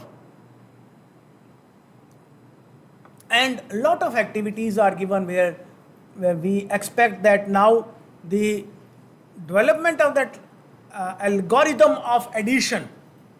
Why adding ones and ones, then tens in tens and hundreds in hundreds and so on? Then when ones and ones added up to more than 10 or 10, then what should we do? Why are we carrying on one more digit to tens? Then similarly, if tens are more than 10 or 10, then what should we do with the tens digit and so on? So this all idea how it is to be introduced has been given with the Dean's block. And Dean's block probably you may be having idea, wherein the block of 100, then a block of tens and ones. These all are there, and how addition subtraction can be done by using these all blocks. These algorithms have been introduced. Then the next chapter is on time. Time goes on, measurement of time, and here again in class 2 we have already discussed about the measurement of time in terms of complete hours, but here in terms of half and quarter hours is also being given. How the time is to be read when hour hand, minute hand and second hand are given there. How our whole day activities are to be organized, how time is being reckoned with that. And then one interesting activity of making your own sand clock. Children can make their own sand clock. They must be seeing it while playing different games. So idea of making up a sand clock is also given here.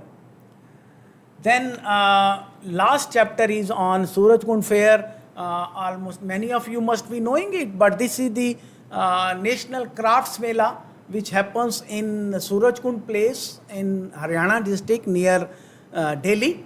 In the state of Haryana near Delhi, and this is a crafts mela wherein the craftsmen from different parts of the country come. But this has been now included here to have the idea of patterns around them. So patterns, then counting, then measurement and so on. So many such ideas are given. Here again idea of reading of maps is introduced here.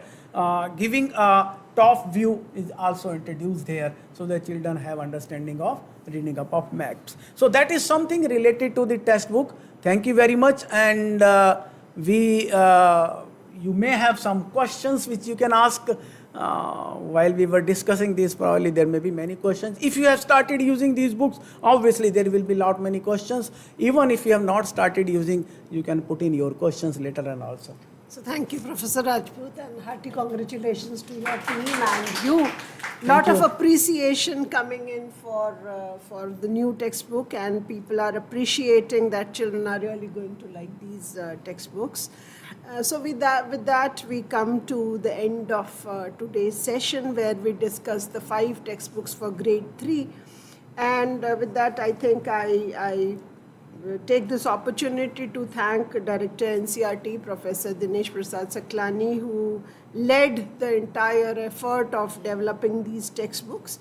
I thank Dr. MC Pant, who is the chairperson of the NSTC, Professor Manjul Bhargav and Shri Anurag Beherji, who were a constant support for the textbook development and gave a lot of guidance in the development of the textbooks. I thank Dr. Ranjana Arora, who's the head curriculum department, for her inputs. I thank Shri Gajanan ji, the head of the program office, and all the members of the program office who worked with the faculty members in the development of the textbooks. And last but not the least, I thank all the coordinators of the textbook who relentlessly worked, and so Professor Rajput for mathematics textbook, Professor Varda for English, Professor Chamanara for Urdu, Dr. Neelkant for Hindi, Dr. Romila Soni, and Professor Kavita Sharma for TWAU. So with that, we meet again tomorrow, the same time from 2 o'clock, to discuss the foundation program that we said for 2 weeks, foundation program for physical education, TWAU, and art education. So with that, I hand over to Ms. Shweta Moon this session from CBSE. And of course, I thank Dr. Ram Shankar, Director Training. I thank Shri Sandeep Jain, Joint Secretary CBSE, and Shri Himanshu Gupta, Secretary CBSE, for taking out time for addressing the participant in the inaugural session. And I'll be failing if I don't thank all the teachers, master trainers, and all of you who have been with us in the last 2 hours and attended this session. And thanks for all the appreciation that you are showering on the new textbooks and the new approach. So thank you once again, and over to you, Shweta ji. Thank you so much, ma'am. First of all, I would like to congratulate Team NCERT for developing such interactive, relatable, user-friendly, colorful, and creative textbooks.